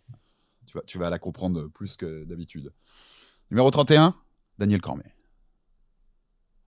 Non, tu peux pas faire ça. J'avais prévenu que je ferais crier Aldric Cassata aujourd'hui. Si je peux faire ça. Si je peux faire ça, totalement. 22 victoires, 3 défaites. Carrière entre septembre 2009 et août 2020. Il y a une victoire dans le Grand Prix du Strike Force, avant qu'il arrive à l'UFC. Alex, il est 14e. Il est 14e Fight Matrix. L'opposition est pas folle. Toi, alors, tu le mets 31. Il va falloir m'expliquer comment t'es 14e Fight Matrix quand t'as ce CV-là. Oh, il y a une victoire contre Miocic, ok. Il y a quand même 2 défaites. Jones, ok, il y a le no contest, mais les 2 fois, il se fait laver. Je suis désolé. Il se fait laver. Et tu sais que j'aime pas spécialement John Jones. Okay. C'est pareil qu'Ortiz. Ses plus gros combats, la majorité, il les perd. Ses plus gros combats, la majorité. Tu sais qu'il a marqué quasiment autant de points Fight Matrix. Alors, je suis pas en train de comparer les 2 carrières et ils sont pas du tout à côté, mais il a marqué quasiment autant de points que Khabib. Non. Fight Matrix. Après, Khabib, son run est bizarre, mais Frank Mir, Dan Anderson. 14e, c'est victoire. Tu me l'as mis 31e. Frank Mir, Dan Anderson. Alors qu'il est double champ. Frank Mir, Dan Anderson, Anderson Silva. Je rappelle qu'il est double champ, en effet. Frank Mir, Dan Anderson, Anderson Silva, c'est les versions finito hein, qui bat. Stipe Miocic, ok. C'est une grosse victoire pour le premier. Il perd les 2 d'après, quand même. Tu vois, le gagnant de la trilogie, c'est Stipe Miocic. Hein. C'est pas, non, je t'écoute. Je suis un petit peu dubitatif. C'est pas Daniel Cormier. Champion dans 2 KD, pourquoi? Pourquoi? Parce que Jones a déconné. Parce que Jones fait n'importe quoi de sa vie. Sinon, jamais il est champion à light heavyweight. Je t'écoute. Pourquoi il battrait John Jones alors que l'autre l'a lavé 2 fois? Si John Jones fait pas n'importe quoi. Non, mais d'accord, mais le run, juste une question. Même si tu t'intéresses à la fin, le run Jeff Monson, Antonio Silva, George Barnett, Dion Starling, Frank Mir, Roy Nelson, Cummings, Dan Anderson. Ils sont un peu sur la fin quand même. Mir, Anderson, même Barnett, non? Moi, je trouve ça fou, ce qu'ils sont run. Non, mais les noms sont là. Fou. D'ailleurs, pour lui donner un point, c'est le 2e à avoir 2 ceintures en même temps de l'histoire de l'UFC, après Conor. Lui, au moins, il défend. Parce que c'est le premier. Même Couture l'avait jamais fait. Il y a le premier mec qui a défendu des ceintures dans 2 KT, c'est Daniel Cormier. Puisque Nunes l'a fait après lui. La seule défense du titre en light heavyweight, c'est Derek Lewis. Ça va quand même. On n'est pas sur une folie, quoi. Et les 3 défenses en light heavyweight, c'est Gustafsson, Anthony Johnson, contre qui il avait pris la ceinture, qui tape très fort à l'époque. Hein, Anthony Johnson, tu sais que s'il n'y a pas Daniel Cormier, Anthony Johnson, paix à son âme, il est décédé aussi. Il est sans doute champion. Ben oui. Mais si John Jones déconne pas, aucun de ces mecs est champion. Et Volkan Ozdemir, sa 3e défense de titre. Qui est un bon combattant. Volkan Prime. Qui est un bon combattant. Volkan c'est la meilleure version de Volkan. Je te dis pas, il est 31e des plus grands de l'histoire pour moi du MMA. Je suis absolument choqué. Nous finissons cette émission. Je suis outré. J'ai pas de soucis, mais les mecs qui battent, pour moi, il n'y a pas. Et ses plus grands combats, il les perd. La majorité, en tout cas, à part le Miocic. Je l'ai laissé sans voix. J'en suis au point de l'avoir laissé sans voix. Autant au tout début, quand on était en off, que je finissais de manger, tu m'as dit ouais, je vais te faire crier. Non, Alexandre, tu ne me fais pas crier. Je suis sans voix. Je sais plus quoi dire en fait. Là, d'ici là. En plus, c'est un petit poids lourd, donc il a plein de bons points, tu vois, à avoir été cherché. Mais il fait son top 5 des victoires poids lourds. Je sais plus quoi dire. Justine envoie le générique. Je sais plus quoi dire. J'arrête. Je ne parle plus pour aujourd'hui. Mais tu peux pas le mettre proche de John Jones, par exemple. C'est pas le même Mais air. Alex, il nous reste encore. Là, on vient de finir le 31e. On est de 1 à 31. Il y avait quand même un juste milieu entre le mètre proche de John Jones et le mètre 32e ou 31e. Tu l'as mis 31e, le mec. 31e. Et tu m'as mis en plus, tu me parles d'un japonais de la semaine prochaine, enfin, le mois prochain. Oui. Je suis choqué. Il arrive vite, il arrive très vite, le japonais. Je suis Il arrive choqué. très vite. Je suis choqué. Mais c'est bien, c'est pour qu'on ait montré nos critères. Et celui-là, dans les commentaires, je vais me le prendre aussi. Hein. Celui-là, je vais me le prendre. Mais c'est surcoté, la carrière, la carrière de Daniel Cormier est surcotée. Je sais pas. C'est surcoté, Aldric Cassata, cette carrière. C'est très bien, il y a beaucoup d'accomplissements. J'en prends bonne note. C'est surcoté. Tu sais qu'il y a des mecs qui vont... Pereira, par exemple, il y a des fans modernes qui te le mettent top 5. Hein. L'histoire. De quoi de Pereira? Ouais. Moi, j'essaie toujours d'avoir un classement proche du Fight Matrix. Pereira, il est 24e. Il est possible que j'ai plus fait jouer la subjectivité que toi dans ce classement. Il est possible. Non, mais moi, sur la subjectivité, Il est possible. Tu vois, regarde, moi, je reconnais qu'il y a des mecs comme Randleman, tout ça, que j'ai mis parce que je les ai vus, parce que ça m'a fait de la peine qu'ils meurent, parce que plein de choses. Mais après, au bout d'un moment, tu es obligé de rendre à César ce qui appartient à César et de prendre des classements. Bon, là, ok, mais non, déjà, je rigole. Mais bien sûr, avec toi, mais deux, Mais je suis quand même curieux de voir par qui tu vas remplacer. Parce que moi, Fight Matrix, attention, c'est moi qui choisis en premier. Bah, par qui je vais remplacer les mecs que j'ai déjà pris. Ouais, c'est ça. Je suis très très curieux. Là, du coup, tu m'as vraiment teasé. Il y a une dinguerie. Il y a une dinguerie japonaise, mais pas tant que ça, tu verras. Et puis le reste, c'est de la subjectivité sur des combattants que tu as déjà mis. Non, mais du coup, j'ai hâte. J'ai hâte de voir ce. C'est quoi le prochain épisode où on voit nos gars? D'ailleurs, c'est bien. On voit notre commu, c'est 21-30 dans un mois. Ouais, exactement. 21-30 dans un mois. En fait, il y a que des mecs que tu as déjà mis ou que tu mettras. À part une ou deux surprises donc que tu auras à ce moment-là. Mais oui, par exemple, mais ça, c'est très perso. Bon, déjà, t'as pas de Brock, ça me va. Mais j'ai Crocop, pour moi, il a des meilleures victoires que... Non, ne dis pas, ne finis pas cette que phrase. Daniel Cormier. Mais non, Alex, tu peux pas. Oui, il a a pas de ceinture. Il pas finir cette phrase. Il est plus impressionnant. Il m'a fait plus kiffer. Mais... Bon, je vous annonce que le tour des cuisses des athlètes était un critère important pour Alexandre Avenir. Au contraire, tu verras avec les petits que j'ai. Non, mais il doit pas l'être. C'est juste John Jones qui déconne. J'aime pas John Jones, mais c'est juste John Jones qui déconne. Cormier doit jamais être champion de la heavyweight. Bon, on a dit la dinguerie de la journée, c'est bon. Merci. Comment il disait dans la télé des années 80? Il renvoyait l'antenne à Paris, c'était quoi déjà à vous le Cognac G. Cognac G. À vous les studios. Donc voilà, on finit par mettre le feu dans les commentaires avec ces deux derniers choix. Je dis plus rien, je suis sans voix. De 40 à 31. Je vais laisser Alex finir l'émission, je suis sans voix. Et on vous retrouve dans un mois pour le 30-21. J'espère faire un peu moins crier Aldric Cassata ou peut-être encore plus avec certains choix un peu lunaires. Déjà, dès les premiers, ça va crier dans le 30-21. Merci Justine, comme d'habitude, en régie. Bon, il est un peu tard, mais j'ai pu manger, donc c'est toujours cool. Merci à Yam, notre partenaire. Monsieur Aldric, ce sera diffusé après. Mais bon chance et bon courage et plein de force pour le RS ce week-end à Nice. Et nous, on se retrouve lundi pour débriefer tout ça. Dans Aldric NRB, on sera à 2 semaines de la reprise de l'UFC et on aura des choses à dire. Hexagone RS ce week-end, gros week-end pour le MMA français. Salut Aldric, très vite et à très vite tout le monde sur Jab Life. Ciao, ciao.